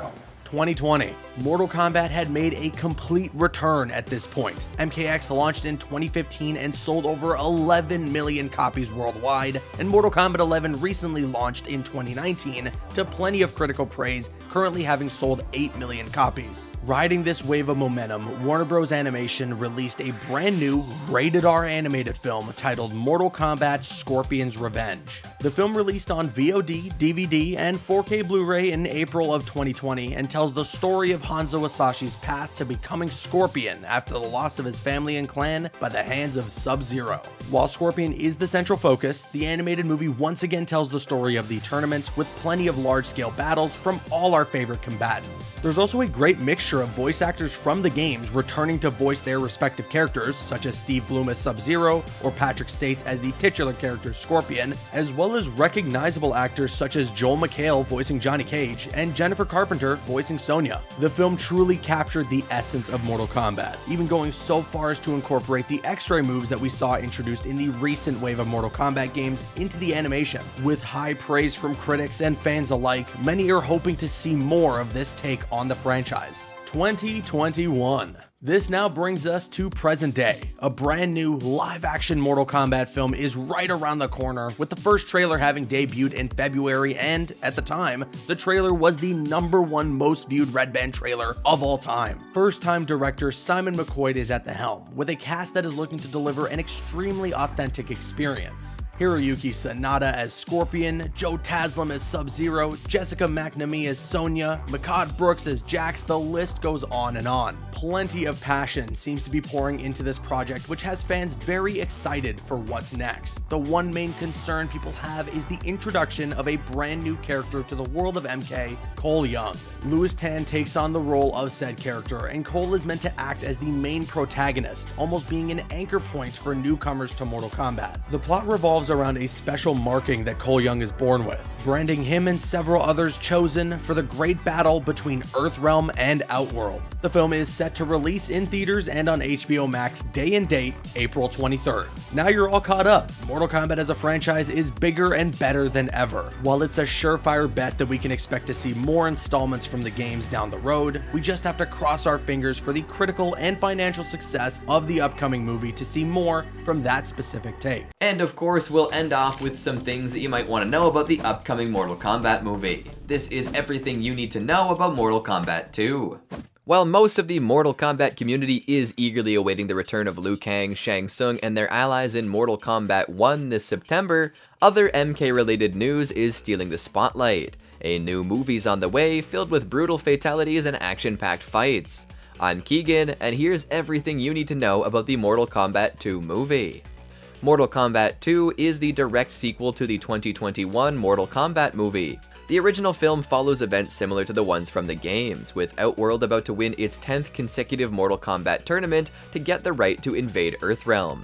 If you're curious about what Earthrealm and Outworld are and why they need to fight in Mortal Kombat, check out our timeline video where we go in depth about the story of the Mortal Kombat franchise. To make sure Outworld would win their 10th consecutive tournament and finally be able to invade Earthrealm, the sorcerer Shang Tsung decides to kill all of Earthrealm's champions before the tournament begins. An old prophecy states that the blood of Hanzo Hisashi will unite the Earthrealm warriors and stop the plans of Outworld. Enter a new character that was missing from the games, Cole Young. Cole is a former MMA champion who turns out to be the descendant of Scorpion, aka Hanzo Hisashi. Shang Tsung sends his warriors after Cole to prevent him from reuniting the Earthrealm champions, but Jax and Sonya manage to save Cole and bring them to their hideout. Earthrealm champions Liu Kang and Kung Lao train the MMA fighter to unlock his Arcana, a new source of powers included in the movie. After many fights between Earthrealm and Outworld warriors, Cole Young and his allies manage to defeat their enemies and thwart the plans of Shang Tsung. At the end of the movie, Cole is tasked to find more combatants for Earthrealm, and the post-credit scene reveals his first recruit to be martial arts movie star Johnny Cage, hinting at a sequel with more fighters from the video game franchise. The sequel is now official, as producer Todd Garner confirmed that Mortal Kombat 2 was in the works. Mortal Kombat 2 picks up the story where the original film ended. The Mortal Kombat tournament is inevitable for Outworld to gain the right to invade Earthrealm, and since Shang Tsung didn't manage to kill Earthrealm's warriors, both realms will have to give their best in the tournament. We don't have information to date regarding the plot of Mortal Kombat 2. However, we do know who will be playing key characters in the upcoming movie, so here's an overlook of the cast. Playing Cole Young is Lewis Tan, just like in the previous movie. Jessica McNamee reprises her role as Sonya Blade. Mehcad Brooks is Jax, Chin Han is Shang Tsung, Joe Taslim is Bi-Han, aka Sub-Zero, Tadanobu Asano is Raiden, Ludi Lin is Liu Kang, and Hiroyuki Sanada is Scorpion. On top of these returning actors, the cast of Mortal Kombat 2 welcomes new faces, including some you probably have already seen in other films and series. Martin Ford, who played Lieutenant Sue in Fast and Furious 9, joins the cast as the Outworld Emperor Shao Kahn. The powerful sorcerer Quan Chi will appear in Mortal Kombat 2, with Damon Harriman playing this popular antagonist.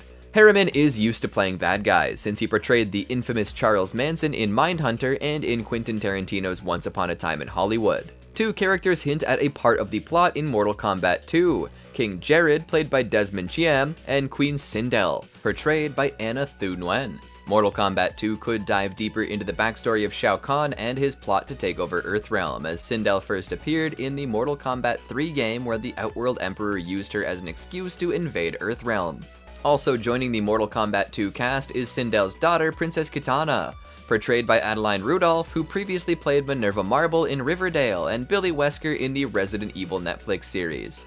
Kitana's bodyguard and friend Jade will also appear in Mortal Kombat 2, with Tati Gabrielle playing this role.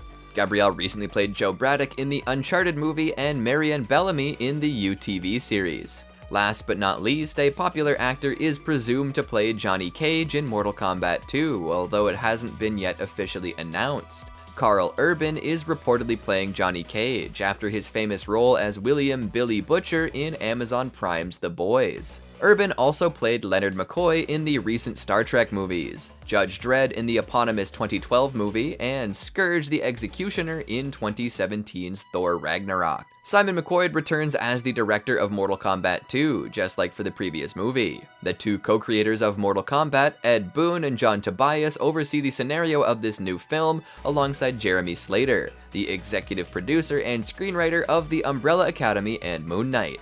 Which combatant are you most eager to see in the Mortal Kombat 2 movie? Finish him!